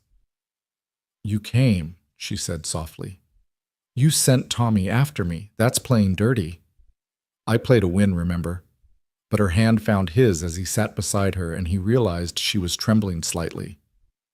I'm nervous. You own half the people who will be there. That's different. This is personal. I've never brought anyone to one of these things before. Never. There were dates sometimes arranged by publicists or mutual business interests, but never someone I actually wanted there. She squeezed his hand. Thank you for doing this. The hotel ballroom was exactly what Luke had feared: crystal chandeliers, ice sculptures, and people who looked like they'd been born in formal wear. He felt every eye turn as they entered together, heard the whispers start immediately. Is that Claire Whitman with... Who is that? He looks familiar. Is he in tech? Those hands. He actually works for a living. Claire either didn't hear or didn't care. She kept her hand in his, introducing him simply as Luke Bennett, my friend, to anyone who approached. She didn't mention his job or explain his presence, and after a while Luke realized she was protecting him from their curiosity. Claire, a woman in a red dress that looked painted on, approached with air kisses. Darling, you look divine. And who's this? Luke, this is Victoria Hamilton. She runs the Hamilton Foundation. Victoria Luke Bennett. Victoria's eyes swept over Luke with the kind of assessment that probably worked on spreadsheets but felt wrong applied to people. Bennett? I don't recognize the name. What do you do, Luke? Construction, Luke said simply. Victoria's laugh was like breaking glass. How refreshing. Claire always did like her little projects. Claire's hand tightened on Luke's arm. Luke isn't a project, Victoria. He's the man who saved my life 2 weeks ago. You remember the bridge accident you sent that tasteless flower arrangement for? Victoria's face went through several expressions before settling on false sweetness. Of course, how heroic. After she left, Claire whispered, I'm sorry, she's awful. She's right, though. I don't belong here. Claire stopped walking, turning to face him fully. You belong wherever you want to be, and right now I hope that's with me. The dinner was 8 courses of food Luke couldn't identify, served on plates that looked more like art than dinnerware. He watched Claire for cues on which fork to use, but she caught him looking and deliberately picked up the wrong one, winking at him. The salad fork police aren't real, she whispered, making him laugh, and earn more stares from their table companions.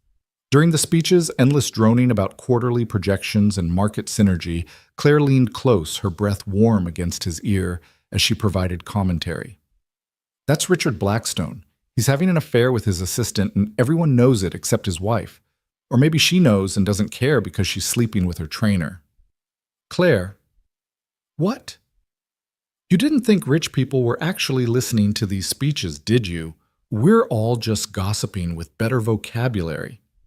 And that one, Luke nodded toward a stern-looking man at the podium. Marcus Webb tried to buy my company last year. I told him I'd rather sell to a kindergarten class. They'd probably make better decisions. You didn't.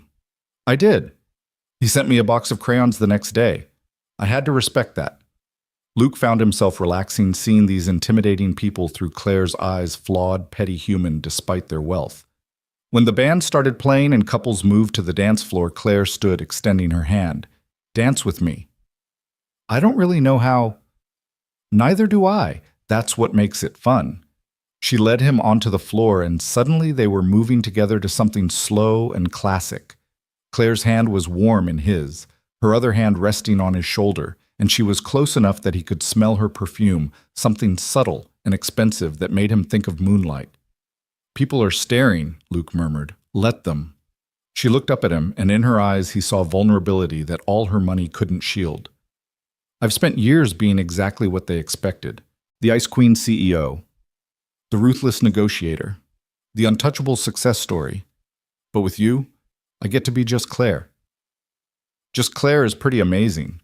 She missed a step and he caught her easily, his hand steadying her waist. Careful, he said softly. Too late, she whispered back, and he knew she wasn't talking about dancing. They were interrupted by James Claire's assistant, who looked apologetic but firm. Ms. Whitman, the Jensen investors are here. You wanted to speak with them about the waterfront project. Claire's professional mask slipped back on, though her hand lingered in Luke's.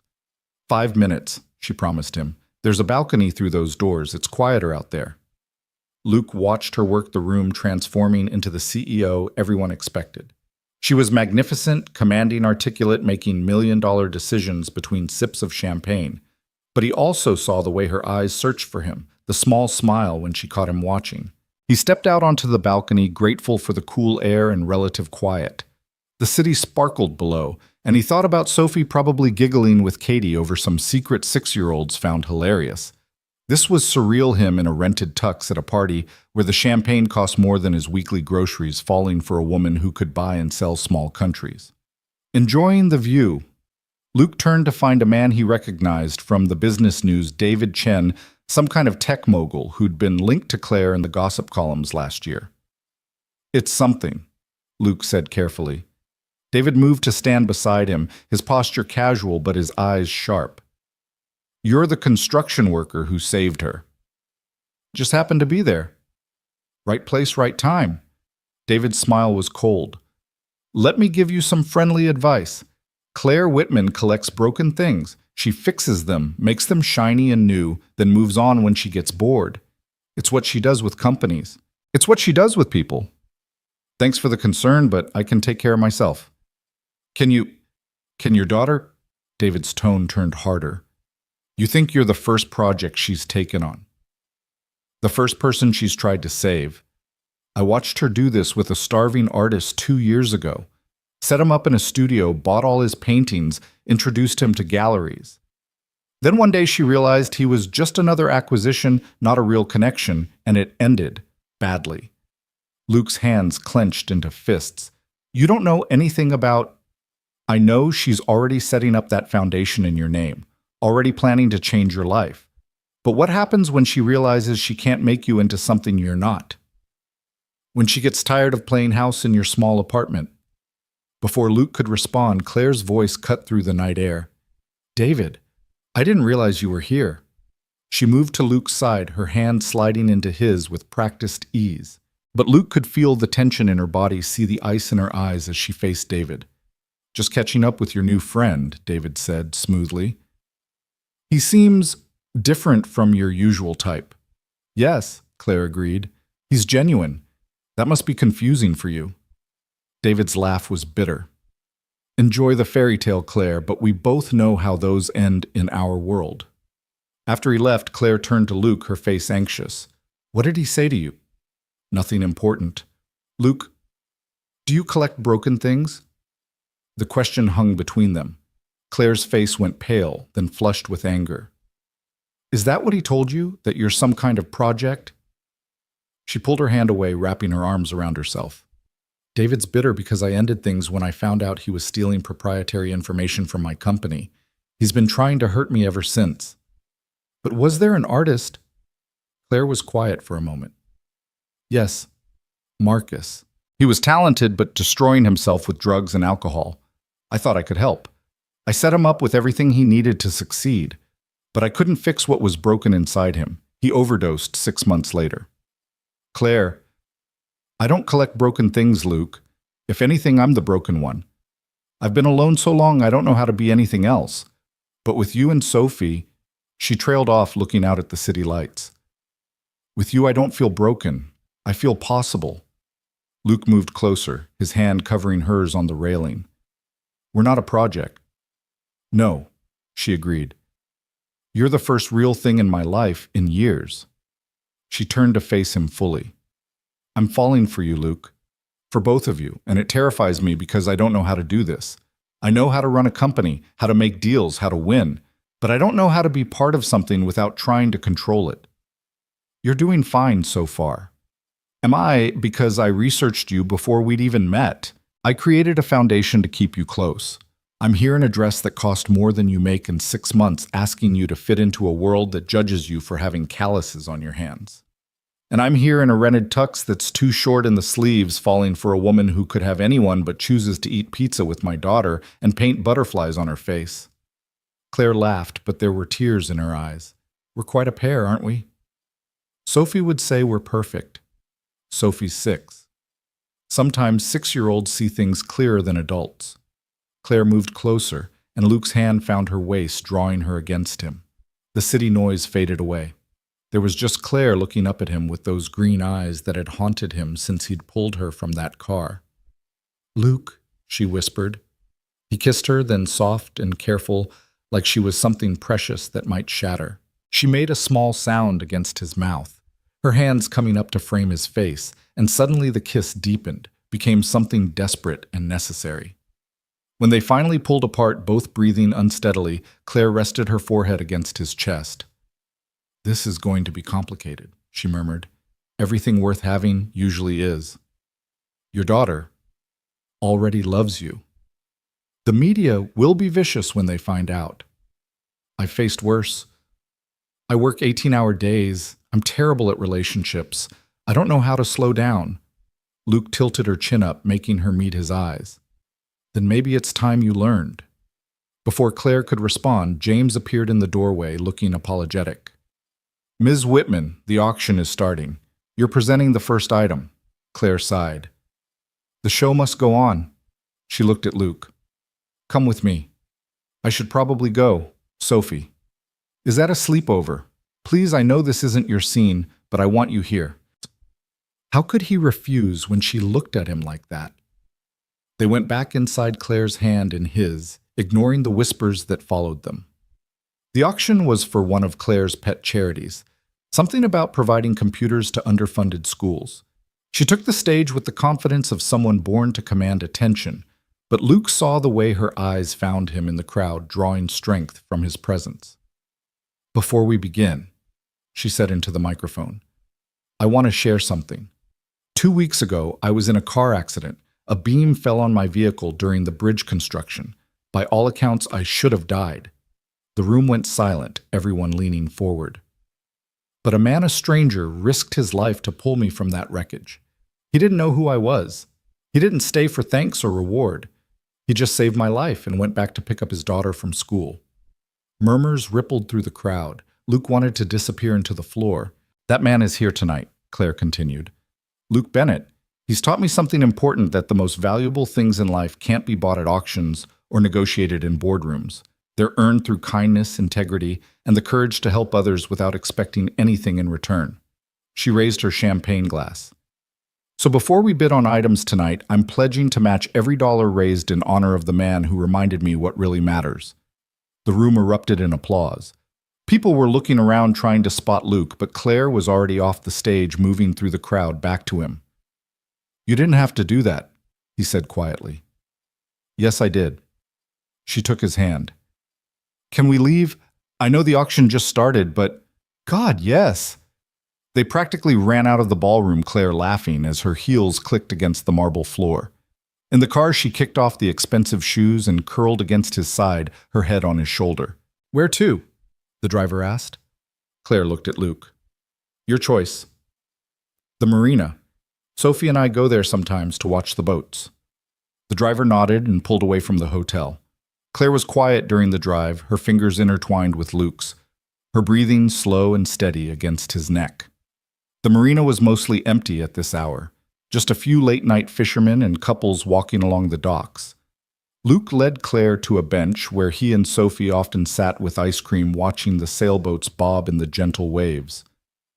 "This is perfect," Claire said, surprising him. "Quiet. Real. Not quite the gala. Better than the gala." She turned to face him, her expression serious. "Luke, what are we doing?" "I don't know," he admitted. "But I know I can't stop thinking about you. I know Sophie lights up when you're around. I know that when you're with us, everything feels more." "I could hurt you," she said quietly. "Not intentionally, but I'm not good at this. At family. At normal. What if David's right? What if I'm just playing at something I can't really have?" "What if you're not?" Luke countered. "What if this is exactly what you're supposed to have?" Claire was quiet for a long moment, watching the boats. "I want to try," she finally said. "Really try. Not just dinners and festivals, but everything. Homework and sick days and grocery shopping and all the unglamorous parts of real life." "Claire, I know it's fast, I know it's crazy, but I've been careful my whole life. and all it got me was a beautiful prison of success. With you and Sophie, I feel free." Luke pulled her close, pressing a kiss to her temple. "We'll take it slow. Figure it out as we go." "I'm not good at slow." "I'll teach you. Like you're teaching me about pizza and face painting." Exactly like that. They sat there until the marina security guard gently suggested they head home. In the car, Claire gave the driver Luke's address without being asked. "I should go home," she said. "But stay," Luke said simply. "Not for... just stay. Sophie won't be back until noon tomorrow." Claire looked at him for a long moment, then nodded. His apartment had never felt smaller than when Claire Whitman walked into it, still in her gala dress, with her shoes in her hand. She took in the cramped space, the toys scattered around Sophie's artwork covering every surface. "It's perfect," she said, and somehow Luke knew she meant it. He found her one of his t-shirts and a pair of sweatpants that would be huge on her, then made coffee while she changed. When she emerged from the bathroom, face washed clean of makeup, hair pulled back drowning in his clothes, she was the most beautiful thing he'd ever seen. "What?" she asked, catching him staring. "You look like you belong here." "I feel like I belong here." She accepted the coffee, gratefully wrapping her hands around the mug. "That terrifies me." They talked until dawn, curled together on his worn couch. Claire told him about her childhood, the loneliness of wealth parents who saw her as an investment, the pressure to be perfect. Luke told her about Afghanistan, about coming home to a pregnant wife who'd grown tired of waiting, about holding Sophie for the first time and knowing he'd never love anything more. "She saved me," Luke admitted. "After Melissa left, I was angry at everything. But Sophie needed me to be better, so I became better. She's lucky to have you. I'm lucky to have her." He paused. "And now maybe to have you too." Claire set down her coffee and shifted to face him fully. "I want to be part of your life, both your lives. But I need you to know what that means. The media attention will be insane when they find out. People will dig into your past, judge you, say terrible things. They'll go after Sophie too. We can handle it." "You say that now, Claire." Luke took her hands. "I've been shot at in Afghanistan. I've had my wife leave me for someone richer. I've worked 3 jobs to keep Sophie fed. Whatever the media throws at us, we've survived worse. What about Sophie? Sophie's tougher than both of us combined. Plus, she already informed me I should marry you, so I think she's on board." Claire laughed, but there were tears in her eyes. "She said that right after the vegetable play. She's not subtle." "Neither is her father, apparently." Luke grinned. "I did tell you I was falling for you while wearing a too-short rental tux. Subtlety isn't really my thing." As the sun rose over Seattle, painting the small apartment golden, they fell asleep on the couch, Claire tucked against Luke's chest, his arms around her like he was still pulling her from wreckage, still saving her, still choosing to help without expecting anything in return. When Luke woke, Claire was at the stove attempting to make breakfast. The smoke alarm was beeping and she was waving a dish towel at it, cursing creatively. "I wanted to surprise you," she said, frustrated. "But your stove is possessed, and I think I killed the eggs." Luke disconnected the alarm and surveyed the damaged blackened eggs, burnt toast, and what might have once been bacon. "It's perfect," he said, kissing her. "Terrible, but perfect." "How is that possible?" "Because you tried." They ended up having cereal on the balcony, Claire wearing his clothes and looking more relaxed than he'd ever seen her. "I have a conference in Tokyo next week," she said quietly. 4 days. "Okay. You could come, both of you. I know Sophie has school, but Claire, you don't have to include us in everything." "But I want to." She set down her bowl, looking vulnerable. "Is that too much? Am I being too much?" "No," Luke said firmly. "You're being exactly enough." His phone buzzed, Katie's mom saying Sophie was ready to come home. Luke felt Claire tense beside him. "She's going to know you stayed over," Claire said.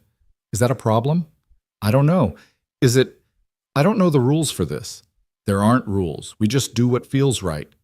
Nothing about a billionaire dating a construction worker feels normal." "No," Luke agreed, "but it feels right."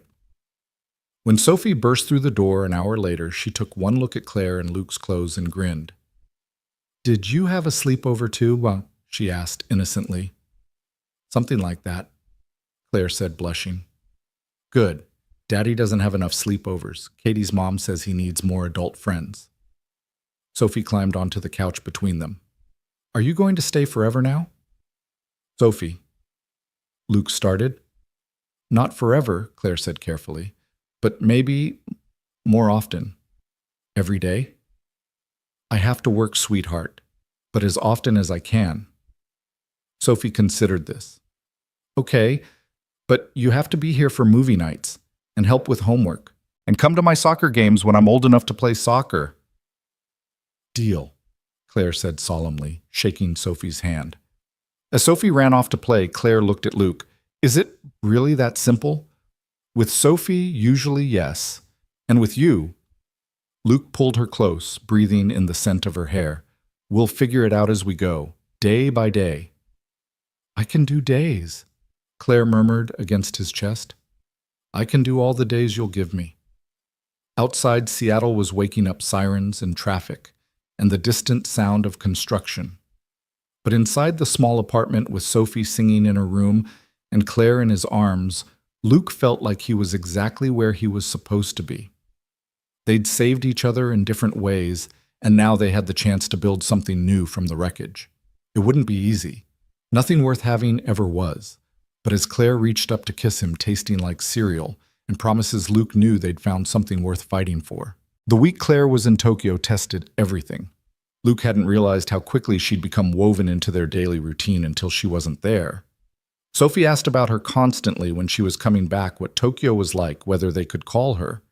They did video calls each night, Claire looking exhausted, but lighting up when Sophie appeared on screen, showing her drawings and telling her about school. I miss you, Sophie said on the third night, and Claire's composure cracked slightly. I miss you too, sweetheart, both of you. When Luke took the phone after Sophie went to bed, Claire looked vulnerable in her hotel room, the Tokyo skyline glittering behind her. This is harder than I thought, she admitted. Being away. It's your job, Claire, we understand. Do you... Because I'm sitting in meetings worth millions, and all I can think about is Sophie's laugh and the way you take your coffee. 2 sugars, no cream. Not that complicated. Everything about you is complicated, she said softly. Complicated and perfect, and I can't stop thinking about you. The next morning, Luke was pulling into the construction site when his phone rang. The foreman. Don't come in today, Bennett. Luke's stomach dropped. Am I being let go? What? No. Jesus, no. Just, there are reporters here. Somehow they found out about you and Whitman. It's a circus. Luke sat in his truck watching the normal morning routine of his neighborhood people heading to work, kids walking to school. How had they found out? His phone buzzed with texts from Claire. I'm so sorry. Someone leaked it. Probably David. I'm handling it. Then another, don't talk to anyone, don't answer questions. I'll be home tonight. Home. She'd called it home, but Claire couldn't protect him from everything. When Luke picked up Sophie from school, Mrs. Chen pulled him aside. There were photographers outside during recess, she said quietly. We had to call the police. Some parents are concerned. About what? About the attention this is bringing to the school. About whether it's safe for the other children. Luke felt rage build in his chest. Sophie isn't a danger to anyone. Of course not. But you have to understand this is a small school. We're not equipped for this kind of scrutiny. What are you saying? Mrs. Chen looked uncomfortable. Maybe consider keeping Sophie home for a few days, until this dies down. Luke left without another word, Sophie's hand tight in his. She was quieter than usual, and he knew she'd noticed the cameras, the whispers. Daddy, why were those people taking pictures? It's complicated, baby. Is it because of Ms. Claire? He couldn't lie to her. Yes. Are we in trouble? No, sweetheart, never. But that night when Luke saw the headlines online, he wondered if he'd made a terrible mistake. Billionaire's boy toy, one screamed. Another gold digger dad. How a construction worker seduced Seattle's richest woman. There were photos of him in his work clothes, looking rough and out of place. Claire and her designer, everything. The contrast was stark, the narrative obvious. His phone rang. Claire. I'm at the airport, she said without preamble. I'm coming home. Claire, you have meetings. Fuck the meetings. It was the first time he'd heard her truly angry. They're going after you, after Sophie. I'm coming home. We're okay. No, you're not. I know what this feels like, Luke. The invasion, the judgment. I won't let them do this to you. 4 hours later, she was at his door, still in her business clothes from Tokyo, looking exhausted but determined. Sophie launched herself into Claire's arms. You came back. Of course I did. Claire held her tight, meeting Luke's eyes over Sophie's head. I'll always come back. After Sophie was in bed, Claire paced Luke's small living room like a caged animal. I'll hold a press conference. Make a statement. Claire, stop. She whirled on him. They're calling you a gold digger. They're harassing Sophie's school. How are you so calm? Because I knew this would happen. Luke caught her hand, stilling her movement. You warned me. I chose this anyway. Why? The question came out broken. Why would you choose this mess? You know why. Claire collapsed against him, all her CEO armor falling away. I'm going to fix this. You can't fix everything. Watch me. The next morning, Claire Whitman did something unprecedented. She invited 3 major news outlets to Luke's construction site. She stood in a hard hat and safety vest, surrounded by Luke's co-workers, and gave the interview of her career. You want a story? She said to the cameras. Here it is. Luke Bennett saved my life. Not because he knew who I was or what I was worth, but because he saw someone who needed help. That's who he is, a man who works hard, raises his daughter with love and integrity, and helps others without expecting anything in return. A reporter shouted, Are you confirming the relationship? Claire looked directly at the camera. I'm confirming that I'm in love with him. I'm confirming that his 6-year-old daughter is the brightest light in my life. And I'm confirming that anyone who has a problem with that can deal with me directly. Ms. Whitman, what about the difference in your economic backgrounds? Claire laughed, but it was sharp. You mean the fact that Luke works for a living while I inherited my starter capital? The fact that his hands build things while mine just sign papers? If anyone should be embarrassed by the economic difference, it's me. She turned to include the construction crew in the shot. These men and women build our city. They create homes, offices, the very foundations we stand on. Luke Bennett represents everything that's right about hard work and honest living. If you want to attack someone for loving him, attack me. But leave him and his daughter out of it. Luke watched from behind the cameras, his chest tight with emotion. His coworkers were grinning, some even applauding. Tommy slapped him on the back. Damn, Bennett, she just told the entire world to fuck off for you. After the cameras left, Claire found Luke by his truck. Her bravado had faded, leaving exhaustion in its wake. Was that okay? She asked uncertainly. I didn't mean to make it worse. Luke pulled her against him, not caring who saw. It was perfect. You're perfect. I'm really not. Perfect for us, then. The media storm intensified for a few days, but Claire's fierce defense had shifted the narrative. Stories emerged about the Second Chances Fund, about the families Luke's suggestion had helped. Several of his co-workers gave interviews about what kind of man he really was. Even Mrs. Chen called to apologize, saying Sophie was welcome back anytime. But the real test came the following Saturday. Claire had invited them to her penthouse for the first time. Sophie was excited beyond words, chattering non-stop during the drive. Do you think she has a pool? Katie's rich aunt has a pool. I don't know, baby. What about a movie theater, like a real one inside her house? We'll see. The doorman knew their names, which felt surreal. The private elevator to the penthouse made Sophie gasp with delight. But when the doors opened directly into Claire's apartment, even Luke had to catch his breath. The space was massive, all windows and modern art with views that stretched across the entire city.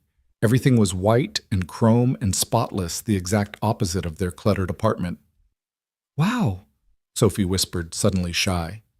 Claire appeared from what must be the kitchen, wearing jeans and a t-shirt, her feet bare. Welcome, I'm so nervous.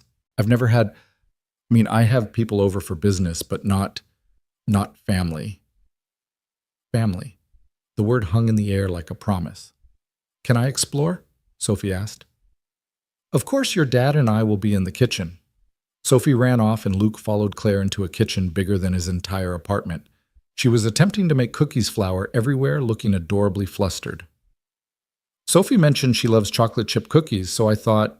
She gestured helplessly at the mess. I don't actually know how to bake. You have a kitchen this beautiful and you don't cook. I have a service. They deliver meals. Or I eat at the office. She looked embarrassed. I'm failing at this already. Luke moved behind her, looking at the recipe she had pulled up on her tablet.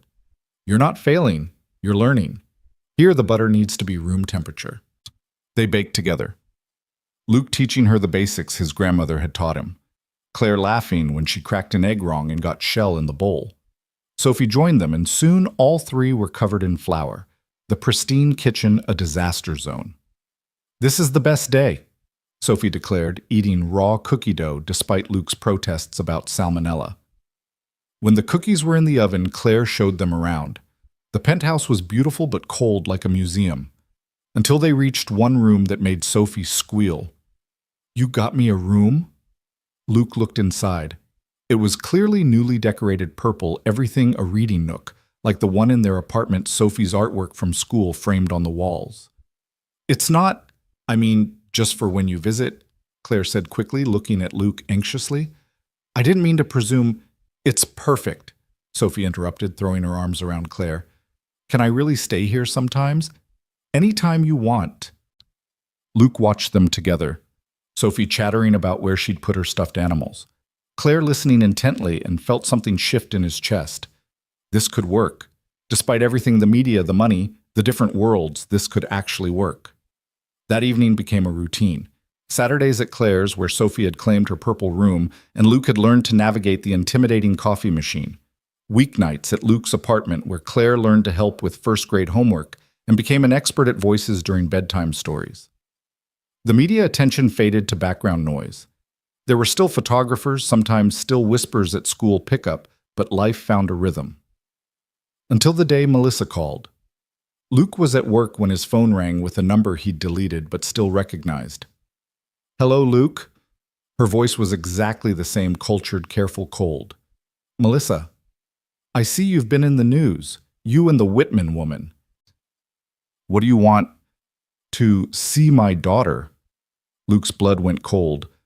She's not. You gave up that right when you walked out. I never gave up my parental rights legally. I've been discussing it with my lawyer. Why now it's been 3 years? Because now I see she's being exposed to an inappropriate lifestyle, a revolving door of your girlfriend's media attention, instability. That's not. I'll see you in court, Luke. My husband and I can provide Sophie with a proper home, private schools, opportunities, everything you can't give her even with your rich girlfriend's charity. She hung up. Luke stood in the construction site, his hand shaking, the phone creaking under his grip. Tommy found him 10 minutes later, still frozen. Hey man, you okay? Melissa wants custody of Sophie. What? She can't. She can. She never signed away her rights, just left. Luke's voice was hollow. And now with all the media attention Claire being in our lives, she says it's an unstable environment. That's bullshit. Is it? Sophie was chased by photographers. Parents at school complain. I'm in the tabloids as a gold digger. What judge is going to think that's better than a stable home in California with 2 parents and money? That night, Luke told Claire. She went very still, her face pale. This is my fault. No, it is. The media attention, the chaos. I brought this into your life. She stood pacing. I'll get you the best lawyer. We'll fight this. With your money. Claire stopped. Is that a problem? How's it going to look when I show up to family court with girlfriend's lawyers, like I'm exactly what Melissa says, dependent on your charity? So what, you're just going to give up? I'm going to fight, but I have to do it my way. Your way. Claire's voice rose. Your proud, stubborn, do-it-alone way. This is Sophie we're talking about. You think I don't know that? Luke shouted back. She's everything to me. Then let me help. I can't. Don't you see using your money, your lawyers proves Melissa's point, that I can't provide for Sophie on my own? Claire stared at him. You'd rather lose her than accept my help? I won't lose her. You might. Tears were streaming down Claire's face. God, Luke, you might actually lose her because you're too proud to let someone love you enough to help. She left and Luke didn't stop her. He sat in his dark apartment, Sophie asleep down the hall, and wondered if he'd just lost everything. The custody hearing was scheduled for 3 weeks later. Luke found a lawyer he could afford decent, but not the shark Melissa would have. He gathered character witnesses, documented his years as a single parent, prepared everything he could. Claire didn't call, neither did he. Sophie asked about her constantly, and Luke made excuses, work trips, important meetings. But Sophie was too smart for that. "You fought," she said one night as Luke tucked her in. "You and Miss Claire. It's complicated, baby." "Is it because of my real mom?" Luke's heart stopped. "You know about that? Katie heard her mom talking. My real mom wants me to live with her." Sophie's voice was very small. "Do I have to?" "No, baby, never. I won't let that happen." "But what if the judge says yes?" Luke held her tight, feeling her trembling. "Then I'll keep fighting, forever if I have to."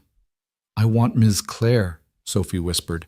"She makes you happy, and she loves us." "I know, sweetheart. Then why did you let her go?" Luke didn't have an answer for that. The night before the hearing, Luke sat at his kitchen table reviewing his papers for the 100th time.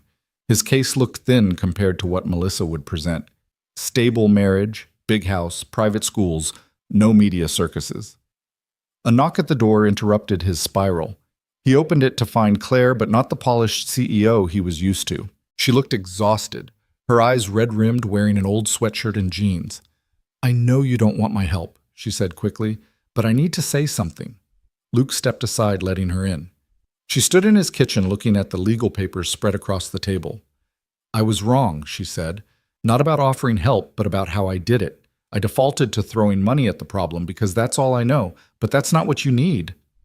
"Claire, let me finish. You're the strongest person I know. You've raised Sophie alone, working yourself to the bone, never complaining, never taking shortcuts. You don't need my money. But Luke," her voice broke, "you do need someone in your corner, someone to hold your hand in that courtroom, someone to remind you that you're a wonderful father when Melissa tries to tear you down." "I can't. I'm not offering money.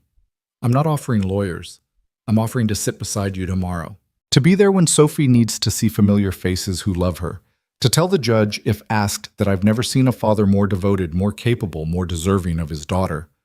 Luke felt his walls crumbling. "What if we lose? Then we face it together." "But Luke, you won't lose. Not because of money or lawyers, but because Sophie belongs with you. Anyone who spends 5 minutes with you two can see that." Claire stepped closer. "I know I have no right to insert myself into this. Sophie isn't mine, but I love her, and I love you, and if you'll let me, I want to stand with you tomorrow. Not as CEO Claire Whitman with her checkbook, but just as Claire, the woman who loves your family and wants to be part of it." Luke pulled her into his arms, feeling 3 weeks of tension and fear finally break. "I'm sorry. I was so scared of proving Melissa right, of being seen as dependent on you. You could never be that. You're the most independent, self-sufficient person I know. It drives me crazy and makes me love you more." She pulled back to look at him. "Let me stand with you tomorrow, please." "Yes." Sophie appeared in the hallway, Mr. Hoppy in her arms. "Miss Claire." "Hi, sweetheart." Sophie ran to her and Claire caught her, lifting her up. "Are you staying?" "If it's okay with you and your dad." "Forever." Claire looked at Luke over Sophie's head. "I'd like that." The courthouse was intimidating, all marble and echoing footsteps. Luke wore his only suit, the one from his wedding, that still mostly fit. Claire sat beside him, her hand in his, while Sophie waited in the children's room with a social worker. Melissa arrived with her husband and a team of lawyers. She looked exactly the same, polished, beautiful, cold. Her eyes skimmed over Luke dismissively before landing on Claire with calculating interest. The hearing was worse than Luke expected. Melissa's lawyers painted a picture of instability. Luke's long work hours, the tiny apartment, Sophie being late to school programs, the recent media attention putting Sophie at risk. "Mr. Bennett means well," Melissa's lawyer said smoothly, "but meaning well isn't enough. Sophie deserves better than a construction worker's salary and a 2-bedroom apartment. She deserves the opportunities my client can provide." Luke's lawyer did his best, but he was outmatched. Character witnesses from the construction site and Sophie's school helped, but Melissa's team twisted everything. Even Tommy's testimony about Luke's devotion got turned into evidence of Sophie spending too much time at other people's houses. Then the judge asked if there was anyone else who wanted to speak. Claire stood. "Your Honor, I'm Claire Whitman. I'm Luke's partner." Melissa's lawyer immediately objected. "Your Honor, Ms. Whitman has no legal standing, but she's been mentioned extensively in your arguments," the judge noted. "I'll hear her." Claire moved to the witness chair with CEO confidence, but when she spoke, her voice was soft, personal. "I met Luke when he saved my life. He pulled me from a car accident, risked everything for a stranger, then walked away without wanting recognition or reward. That tells you who he is. But what really tells you about Luke Bennett is what I've witnessed since then." She looked directly at the judge. "I've seen him work 16-hour days and still have energy to help Sophie with homework. I've seen him skip meals so she can have new shoes. I've seen him turn down a fortune from me because he wanted to earn everything himself to show his daughter that integrity matters more than money." "Ms. Whitman," Melissa's lawyer interrupted, "aren't you the reason Sophie has been harassed by media?" "Yes," Claire said simply, "and it's my deepest regret. But you know what? Luke handled it. He protected Sophie, talked to her about it, made sure she understood. He didn't hide from hard conversations or farm them out to nannies. He faced them like he faces everything with courage and love." She turned to Melissa. "You talk about opportunities, private schools, big houses. I have all of that. My parents gave me every opportunity money could buy. And I would trade it all for one day of what Sophie has: a father who reads her stories with different voices, who knows her favorite color changes weekly, but is always some shade of purple, who sits through terrible first-grade plays like they're Broadway." "That's very touching," Melissa's lawyer said, "but emotional speeches don't change facts." "You want facts?" Claire's CEO voice emerged. "Fact.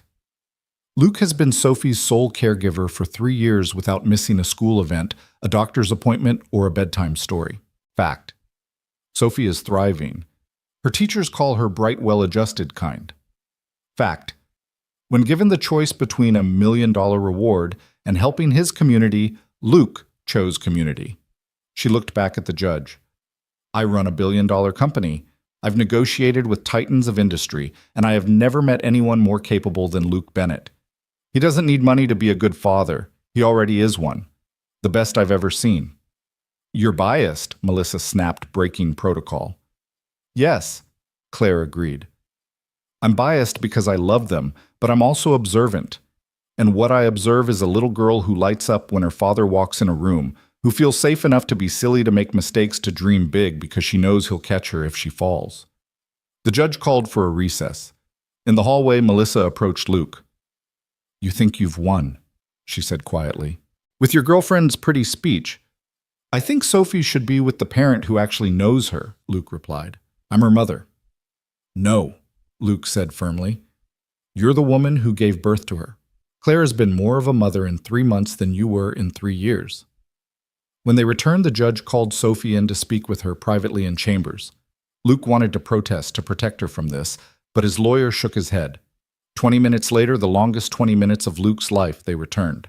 Sophie ran straight to Luke, burying her face in his chest. The judge spoke carefully. "Mr. Bennett, the court has concerns about your financial situation and recent media attention. However, Sophie was very clear about where she wants to be. She spoke eloquently about her life with you, her routines, her friends, and yes, Ms. Whitman, whom she seems to view as family." Melissa's lawyer started to object, but the judge held up her hand. "Mrs. Patterson, you abandoned your child 3 years ago. Whatever your reasons, that fact remains. Mr. Bennett has been a devoted single parent under difficult circumstances. The court sees no reason to disrupt Sophie's life now." "Your Honor. However," the judge continued, "I'm granting Mrs. Patterson supervised visitation rights should she choose to exercise them. 1 weekend a month with a social worker present, if Sophie agrees." Luke felt relief so intense his knees nearly buckled. Claire's hand found his squeezing tight. Outside the courthouse, Melissa stood by her car, her husband looking uncomfortable beside her. "This isn't over," she said. "Yes, it is," Luke replied. "You want to visit Sophie? Fine. Show up. Be consistent. Be a mother. But if you disappear again, if you hurt her, we're done. Forever." Melissa looked at Claire. You think you've won something here, you'll get bored. Rich people always do. And when you leave, you'll break both their hearts. Claire stepped forward. The only person who left is you. And you're right, I am rich. Rich enough to make sure Sophie has everything she needs. Rich enough to hire security if you ever threaten this family again. But mostly rich enough in love to know what really matters. Melissa left without another word.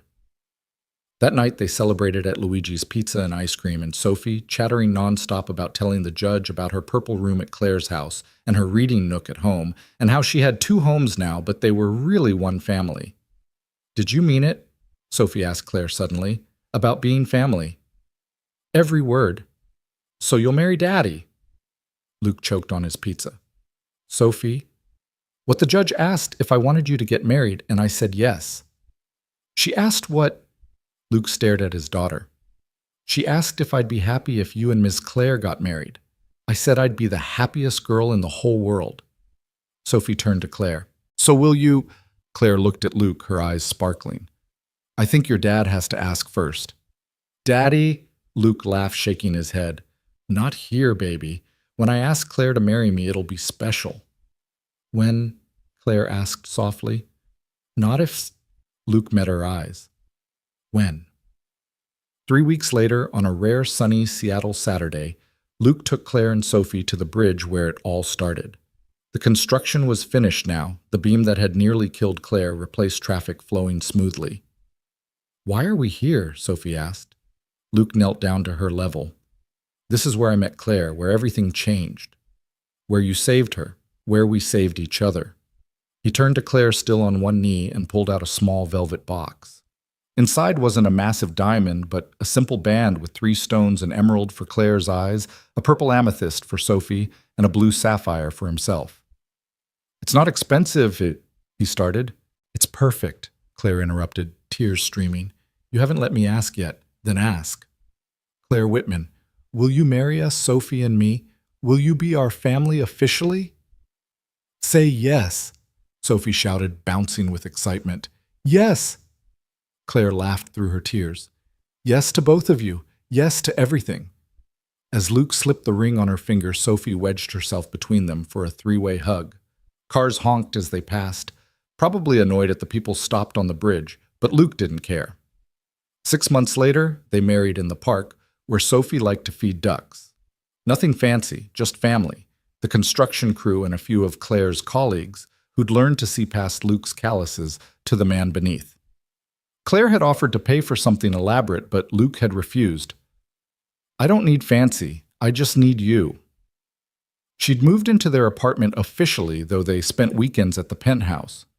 2 homes, Sophie liked to say, because we have too much love for just one. The media had a field day with the wedding Billionaire Bride Chooses Love Over Luxury. But Claire and Luke didn't care. They were too busy building their life together. Claire still worked long hours, but she learned to delegate more. Luke still worked construction, but he'd accepted a foreman position that Tommy had been pushing him toward for years. Sophie thrived with 2 parents who adored her, even starting those soccer lessons she'd dreamed about.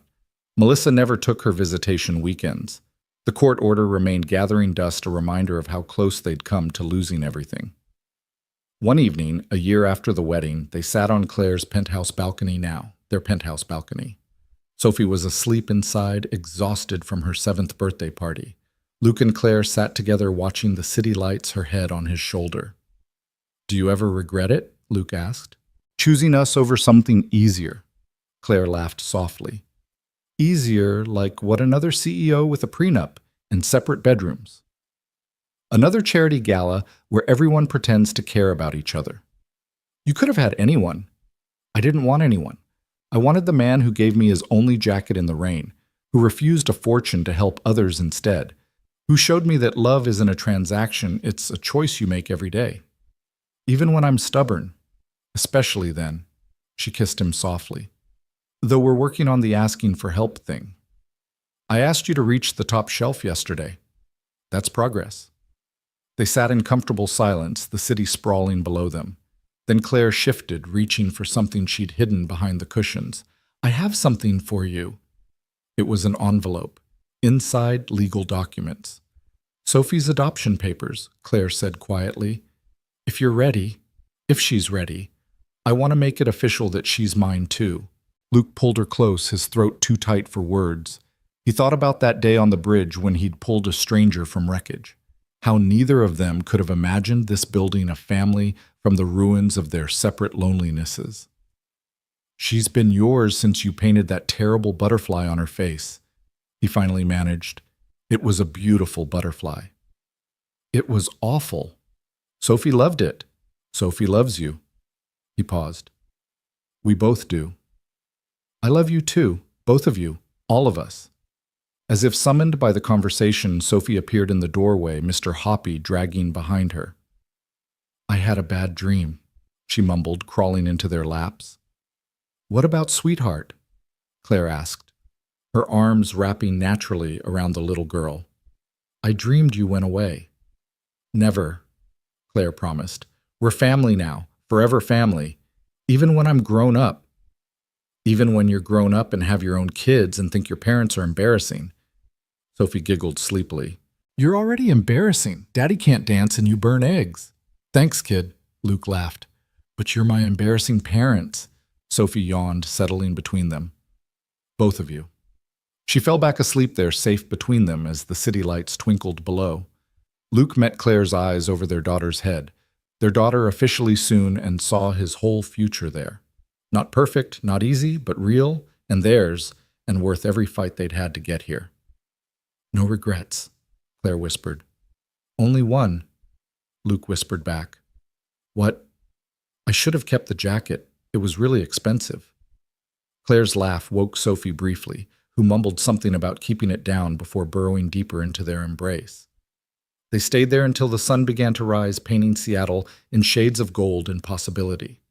The billionaire CEO who'd learned that money couldn't buy what mattered most. The construction worker who'd learned that accepting help wasn't weakness.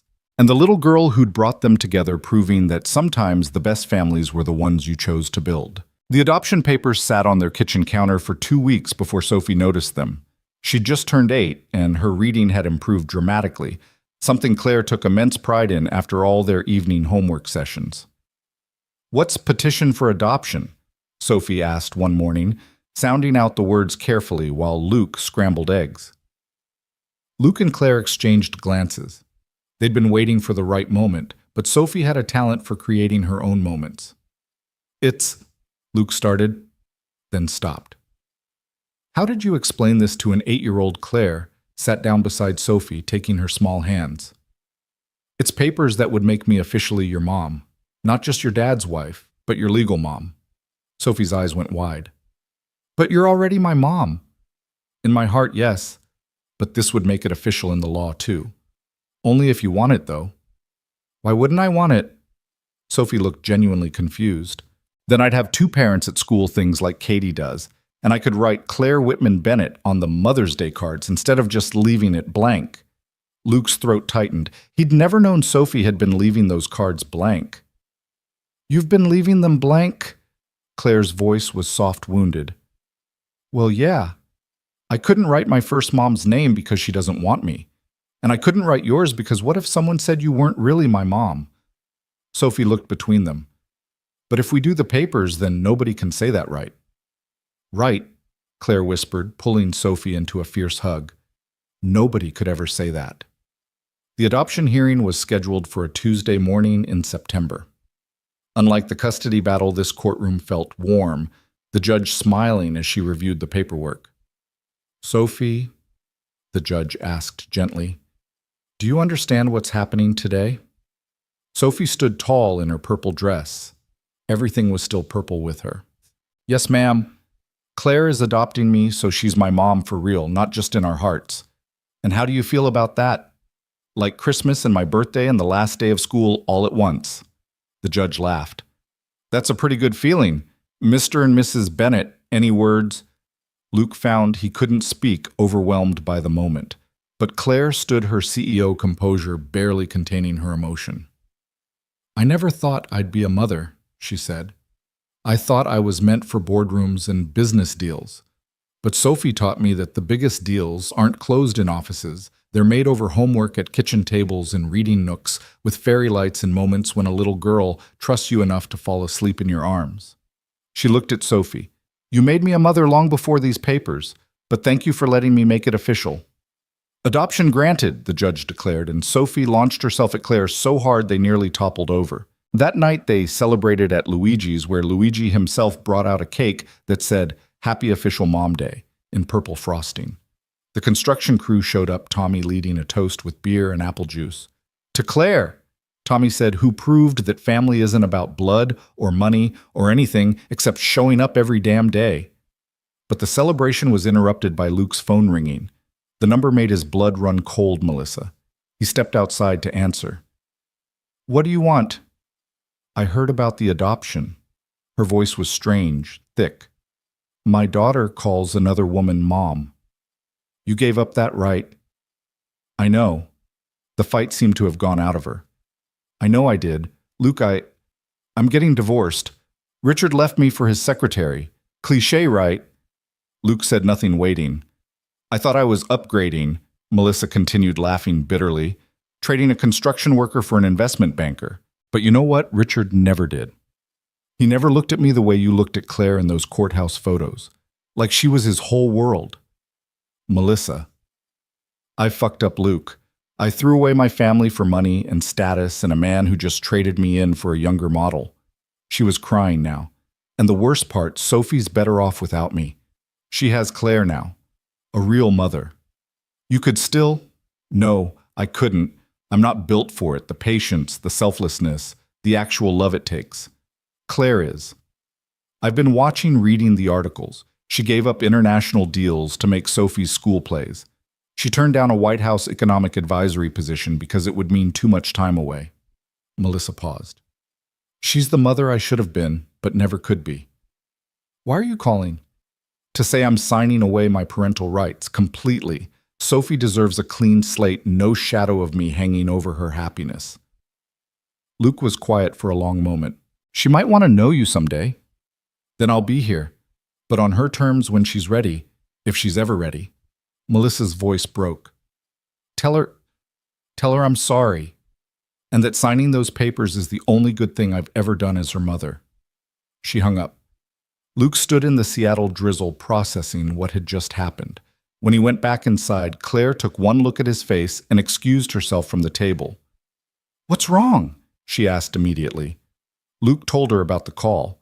Claire's expression went through several changes: anger, sadness, and finally understanding. She's right about one thing, Claire said quietly. Sophie is better off. Not because Melissa is some monster, but because she's honest about her limitations. That takes a kind of courage. You're defending her. I'm understanding her. I could have been her Luke. If I hadn't met you and Sophie, I'd have chosen boardrooms over bedtime stories too. The difference is you both saved me from that life. They returned to find Sophie teaching Tommy's kids a complicated clapping game. She looked up at them with those bright eyes that held no shadows of abandonment anymore. Everything okay, Seth? She asked, perceptive as always. Everything's perfect, baby tut, Luke said, meaning it. The months that followed were a revelation in what normal could look like when you built it yourself. Claire had restructured her company, promoting James to handle more of the day-to-day operations while she focused on strategic decisions that didn't require 18-hour days. She was home for dinner most nights, now had learned to cook without setting off smoke alarms, and had become an expert at third-grade math. Luke had accepted a promotion to senior foreman, overseeing multiple sites. The pay increase meant they didn't have to worry about choosing between groceries and Sophie's soccer equipment anymore. But more importantly, the regular hours meant he was home every evening. They'd kept both homes, the apartment for weekdays close to Sophie's school, and their work, and the penthouse for weekends. Sophie had decorated both her rooms exactly the same, down to the placement of Mr. Hoppy on the bed, so she'd never feel like she was somewhere different. It was a Thursday evening in November when everything shifted again. Claire had been feeling off for weeks, tired, nauseated, emotional, in ways that weren't like her. Luke had noticed, but attributed it to the stress of a major acquisition her company was pursuing. But that evening, as Sophie worked on a solar system project at the kitchen table, Claire emerged from the bathroom holding something behind her back, her face unreadable. Luke, she said quietly. "We need to talk." "Can it wait?" Sophie asked without looking up. "I need help with Jupiter's moons." "In a minute, sweetheart," Claire said, her voice shaking slightly. Luke followed her to their bedroom concern building. "What's wrong?" Claire held out the pregnancy test. 2 lines, clear as day. Luke stared at it, his mind going completely blank. "Is that—" "I'm pregnant." Claire sank onto the bed. "I know we haven't talked about this. I know Sophie's enough. I know the timing is crazy with the acquisition and your new position, and—" Luke kissed her, cutting off her spiral. When he pulled back, he was grinning. "We're having a baby." "You're happy." "Claire, I'm ecstatic. Are you happy?" She started crying then, but she was smiling too. "I'm terrified. I'm 43. That's considered geriatric pregnancy. There are risks, complications. And what if I'm terrible at it? What if—" "Hey," Luke said softly, sitting beside her, pulling her close. "You're already an amazing mother. Sophie is proof of that. Sophie was already a person when I met her. This is starting from scratch. What if I don't have that instinct? Then we'll figure it out together, like we always do." They sat there for a moment before Sophie's voice called out, "Did someone die?" "Why are you being so quiet?" Luke and Claire looked at each other, communicating silently. Claire nodded. "Sophie, can you come here for a second?" Sophie appeared in the doorway, marker smudges on her face. "Am I in trouble?" "No, baby. Come sit." Luke patted the bed between them. Sophie climbed up, looking worried. "Is something bad happening?" "No," Claire said, taking Sophie's hand. "Something surprising. Sophie, how would you feel about being a big sister?" Sophie's eyes went impossibly wide. "For real. Not like when Katie's mom had a baby and I just pretended—" "For real," Luke confirmed. "Claire's going to have a baby." Sophie was silent for so long that Claire started to worry. Then she launched herself at both of them, screaming with joy. "A baby! A real baby! Can I name it? Can it live in my room? Will it like purple? What if it's a boy? Boys are gross, but I guess that's okay. When is it happening now?" "Not for about 7 months." Claire laughed, relief washing over her at Sophie's enthusiasm. 7 months. Sophie started counting on her fingers. "That's June. A summer baby. We can take it to the beach and the park, and I can teach it everything." That night, Sophie insisted on sleeping in their bed, her hand on Claire's still flat stomach, whispering to the baby about all the things they'd do together. Luke and Claire lay awake after she'd finally dozed off, processing this new reality. "We'll need a bigger apartment," Luke said practically. "Or just move to the penthouse full time. Sophie would have to change schools. We'll figure it out." Claire was quiet for a moment. "The media will have a field day. Geriatric pregnancy for billionaire mom." "Let them. We've survived worse headlines." "Luke, what if something goes wrong?" "The statistics at my age." "Then we'll face it together. But Claire, what if everything goes right?" She turned to look at him in the darkness. "You really believe that everything could go right? Look at us. Look at what we've built from a car accident and a torn jacket. If that can turn into this family, then anything's possible." The next morning brought morning sickness with a vengeance. Sophie found Claire hunched over the toilet and immediately appointed herself morning sickness assistant, bringing crackers and ginger ale with the seriousness of a tiny nurse. "Katie's mom said peppermint helps," Sophie announced, "and not moving, and sometimes ice chips." "You talked to Katie's mom," Claire managed between waves of nausea. "I called her. I'm doing research." Sophie showed them a notebook where she'd started writing baby facts in purple marker. "Did you know babies can hear music in their tummy? We should play it good music, not Daddy's construction site radio." "Hey," Luke protested.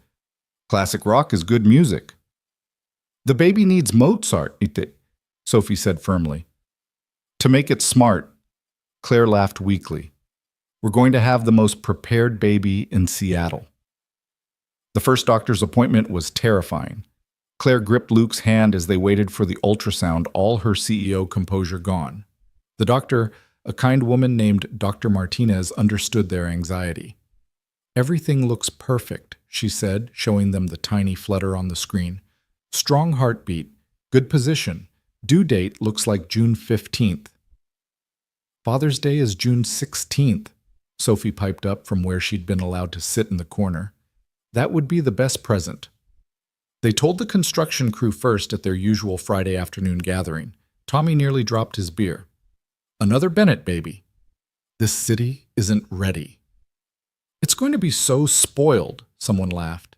"A billionaire mom and Sophie as a big sister kid's doomed to be pampered."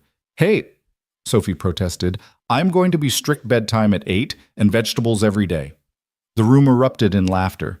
These men who'd watched Luke struggle as a single father, who'd seen him fall in love with Claire, who'd been there through custody battles and media storms, they were family in every way that mattered. Telling Claire's board of directors was different. She called an emergency meeting, standing at the head of the conference table in a designer dress that still hid her slight bump. "I have an announcement. I'm pregnant. The baby is due in June. I'll be taking a 3-month maternity leave during which James will serve as interim CEO." She paused, looking at each board member. "Any questions?" "Claire," one of the older members started carefully, "given your age and the company's current trajectory." "My age is my business. My pregnancy is my business. The company will continue to thrive because I've built a team that doesn't require my constant presence. If anyone has concerns about my ability to lead while pregnant, I suggest you review our latest quarterly reports and reconsider." "What about the Tokyo expansion?" another member asked. "We'll proceed as planned. I can video conference from anywhere, including a nursery if necessary." The meeting ended with grudging congratulations. James lingered afterward. "You handled that well," he said. "Did I have a choice?" "You could have hidden it longer, waited until after the acquisition." Claire shook her head. "I'm done hiding things that matter for the sake of business. This baby, this family, they come first now." The Claire Whitman from 2 years ago would never have said that. The Claire Whitman from 2 years ago was alone in a Mercedes about to die. She looked out at the city. "I like this version better." Christmas came with Claire barely fitting into her dress for the company party. She'd wanted to skip it, but Luke insisted she show up proud and pregnant, letting everyone see that she was still the formidable CEO, even while growing a human.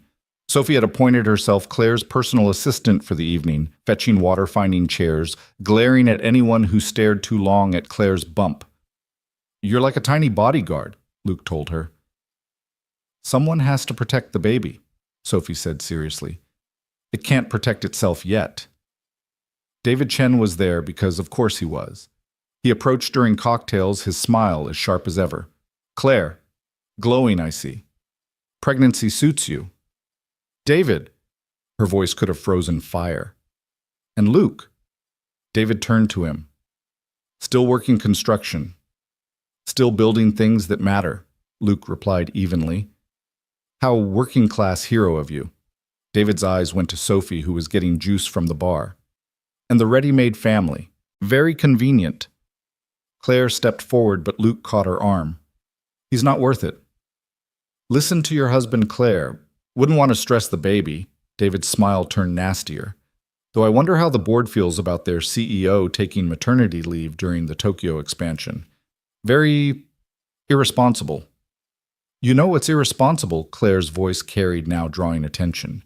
"Stealing proprietary information, insider trading. Oh yes, David, I know about your recent SEC troubles. Amazing what investigators find when they really look." David's face went pale. "You wouldn't—" "I already have. Merry Christmas." Security appeared then, James having apparently summoned them. David was escorted out, his protests echoing through the ballroom. "That was beautiful," Luke murmured in Claire's ear. "I've been saving that for months," she admitted. "The pregnancy hormones just gave me the courage to do it publicly." Sophie returned with juice, looking between them. "Did I miss something good?" "Just your mom being amazing," Luke said. "So normal stuff then." Sophie handed Claire the juice. "The bartender said to tell you congratulations. Also, someone asked if I was adopted, and I got to say yes and show them the official papers. It was awesome." That night, back in their apartment, they decorated a small Christmas tree while Claire directed from the couch, her feet too swollen to stand much. Next year we'll have a baby for Christmas, Sophie said, hanging a purple ornament. We need to buy baby ornaments. Next year the baby will only be 6 months old, Claire pointed out. It won't really understand Christmas. But I will, Sophie said, and I'll explain everything. I'll be the best big sister teacher ever. Luke watched them, his daughter and his wife, planning for a future that included a new life they'd created together. 2 years ago, he'd been alone with Sophie in this apartment, stretching dollars and avoiding memories. Now it was full of laughter and plans, and Claire's designer shoes kicked off by the door next to Sophie's light-up sneakers. The second trimester brought energy back to Claire, and with it, a nesting instinct that manifested as reorganizing everything. She hired contractors to combine 2 bedrooms in the penthouse into a nursery, then fired them when they didn't understand her vision, then hired them back with detailed sketches Sophie had drawn. Purple? Luke asked, looking at the paint swatches. Gender neutral, Sophie explained, and the best color. You've created a monster, Luke told Claire, who was comparing 17 shades of lavender. I've created a daughter with excellent taste, Claire corrected. The 20-week ultrasound brought news that made Sophie literally dance in the examination room. A girl, she shrieked. I knew it. I told you I said it was a girl. How did you know? Dr. Martinez asked, amused. Because we needed one, Sophie said simply. To make things even. Luke met Claire's eyes over Sophie's head. She was crying happy tears this time. You okay? He asked softly. I'm having daughters, she whispered. Plural. I have daughters. That evening, they called Tommy and the crew. Claire's assistant, James Mrs. Chen from school, even Luigi from the pizza place. Everyone who'd become family over these strange, wonderful years.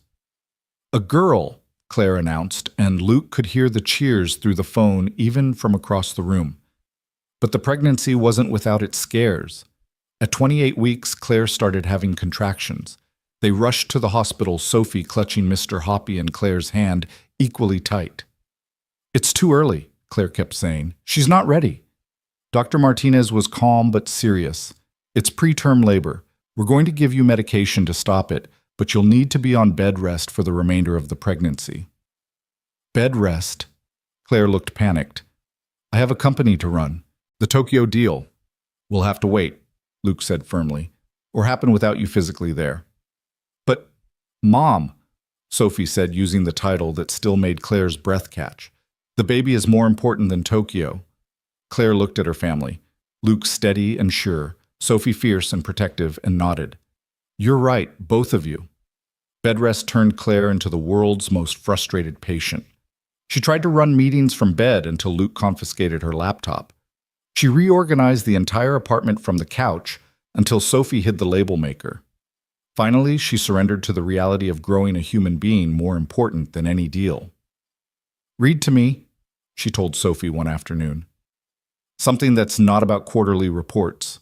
Sophie picked up Charlotte's Web, a book they'd read together dozens of times. But this time, she placed the book on Claire's belly so the baby can hear too. Luke would find them like that when he came home from work. Sophie reading, Claire listening, both hands on the bump that moved constantly now. She's going to come out knowing the whole story, Luke said. She's going to come out loved, Claire corrected. That's all that matters. The contractions started again at 35 weeks. This time Dr. Martinez didn't stop them. She's ready, she announced. Let's have a baby. Sophie wasn't allowed in the delivery room, but she stationed herself right outside with Tommy and his wife, who'd rushed to the hospital the moment Luke called. You've got this, Luke told Claire as the contractions intensified. You're the strongest person I know.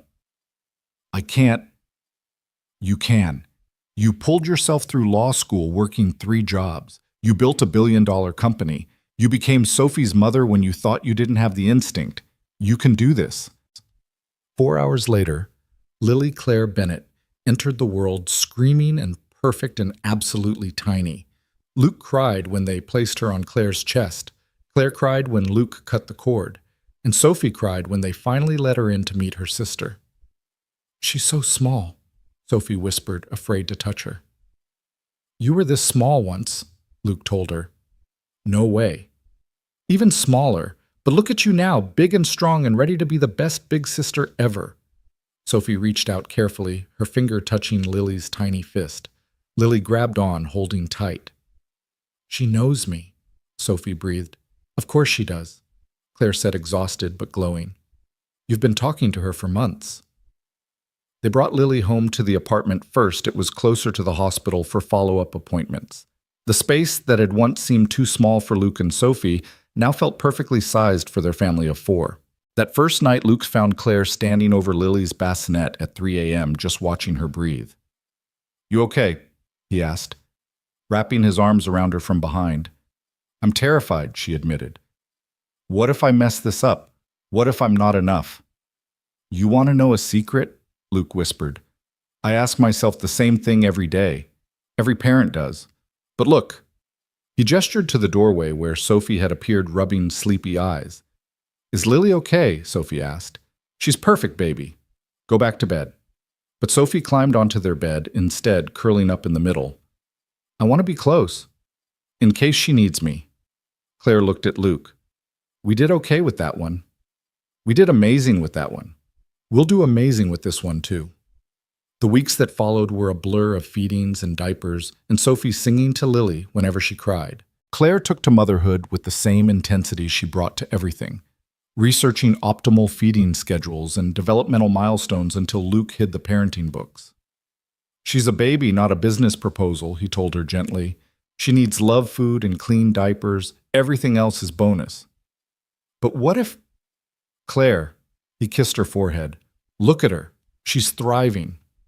It was true. Lily was growing round and happy, smiling at 6 weeks. Sophie insisted it wasn't gas, laughing at 8 weeks, usually at Sophie's silly faces. The media had their field day, of course. Billionaire baby, the headline screamed. Photos of Claire pushing a stroller in sweats, looking exhausted but happy, sold for thousands. But the family had learned to ignore the noise. Let them watch, Claire said one afternoon as photographers followed them to the park. Let them see that money doesn't make you a good parent. Love does. Sophie, pushing Lily's stroller with intense concentration, added, and also knowing all the words to Wheels on the Bus. Lily really likes that one. When Lily was 3 months old, Claire returned to work part-time. She brought the baby with her, turning a corner of her office into a nursery. Board members were scandalized. Employees were delighted. This is highly unconventional, one board member complained during a meeting as Lily cooed from her bouncer. So was promoting from within instead of hiring externally. So was the Second Chances Fund. So was every decision that's tripled our stock price in 2 years, Claire replied calmly while signing contracts and warming a bottle simultaneously. Unconventional seems to be working for us. Luke would stop by for lunch sometimes, bringing Sophie after summer camp. They'd eat takeout in Claire's massive office while Lily napped in her executive suite nursery, and Sophie would spin in the desk chair telling them about her day. Katie says we're weird, Sophie announced one day, because Mom is rich and Dad isn't, and we have 2 houses and Lily comes to work. Are we weird? Luke asked. Sophie considered this. Yeah, but good weird, like how purple is weird for a bedroom color, but it's still the best. Claire laughed so hard she nearly choked on her sandwich. That's going in my next board presentation. We're weird like purple bedrooms, unusual, but the best. Father's Day came with Seattle's typical June sunshine. They were at the penthouse, the whole family still in pajamas at noon. Lily was 5 months old now, sitting up with support, babbling constantly. Sophie had made Luke 17 Father's Day cards, 1 for each year until I can make them plus 1 for Lily, who can't write yet. Claire gave him a simple gift, a photo album she'd been secretly working on. Inside were pictures he'd never seen. Him reading to Sophie at the hospital after she'd scraped her knee. Him and Sophie at the Harvest Festival, both with painted faces. Him holding Lily for the first time, tears on his cheeks. The last photo was recent, all 4 of them at the park, Luke pushing Sophie on the swing while Claire held Lily, everyone laughing. When did you take these? I didn't. Various people did. Tommy James, even Mrs. Chen. People who saw what I saw, a man who defines what it means to be a father.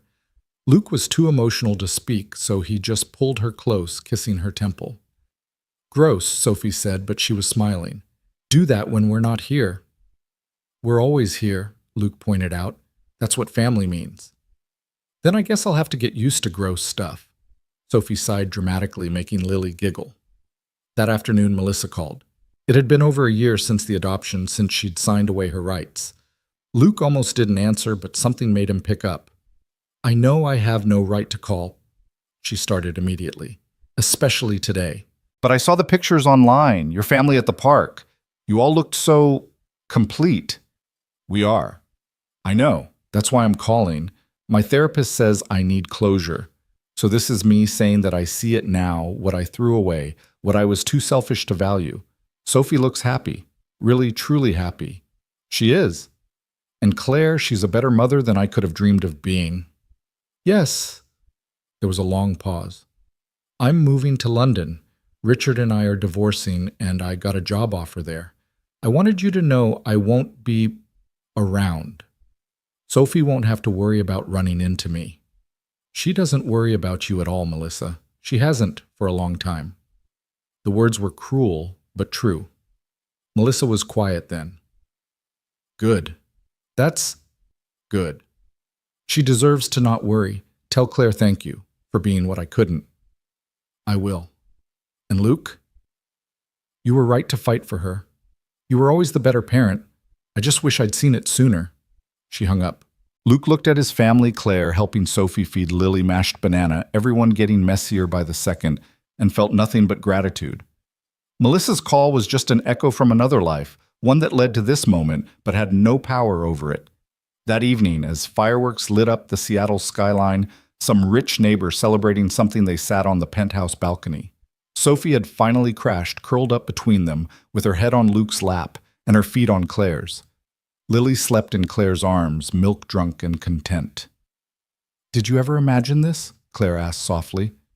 When you pulled me from that car? Never. I just saw someone who needed help. And I just saw a hero. Turns out we were both right. Luke thought about that day on the bridge, how one moment of choosing to help had changed everything. He thought about Sophie asking if he was going to marry Miss Claire before they'd even kissed. He thought about Claire in his old t-shirt making terrible eggs. He thought about custody battles and media storms and pregnancy scares and all the moments that had built this family. No regrets, he asked their old question. Only one, Claire said, smiling. What's that? I should have had the driver take a different route that day. Could have saved us both a lot of drama. But then we wouldn't have this. No, Claire agreed, looking at their daughters, at him, at the life they'd built from wreckage and redemption. We wouldn't have this. As if in agreement, Lily stirred in her sleep, one tiny hand reaching out. Sophie, still asleep, instinctively moved closer to her sister, and Luke and Claire sat in the gentle chaos of their perfect, imperfect family, knowing that sometimes the best things in life came from the worst moments, that sometimes a crashed Mercedes and a worn jacket could become a love story worth more than all the money in the world. The stars came out over Seattle, the city lights below them twinkling with possibility. Tomorrow would bring new challenges, board meetings and construction sites, school plays and pediatrician appointments, the constant juggle of 2 careers and 2 kids, and a love that had been tested by fire and emerged stronger. But tonight, they were simply the Bennetts, Luke and Claire, Sophie and Lily. A construction worker who'd learned to accept help. A CEO who'd learned that wealth wasn't measured in dollars. An 8-year-old who'd taught them both about unconditional love. And a baby who'd completed their family in ways they'd never dared to dream. I love you, Luke whispered to his wife. I love you too, Claire whispered back. I love everyone. Sophie mumbled, apparently not as asleep as they'd thought. Even Lily when she spits up on me. They laughed quietly, carefully, trying not to wake the baby. And in that laughter was everything, every struggle that had brought them here, every choice that had built this moment, every tomorrow they'd face together.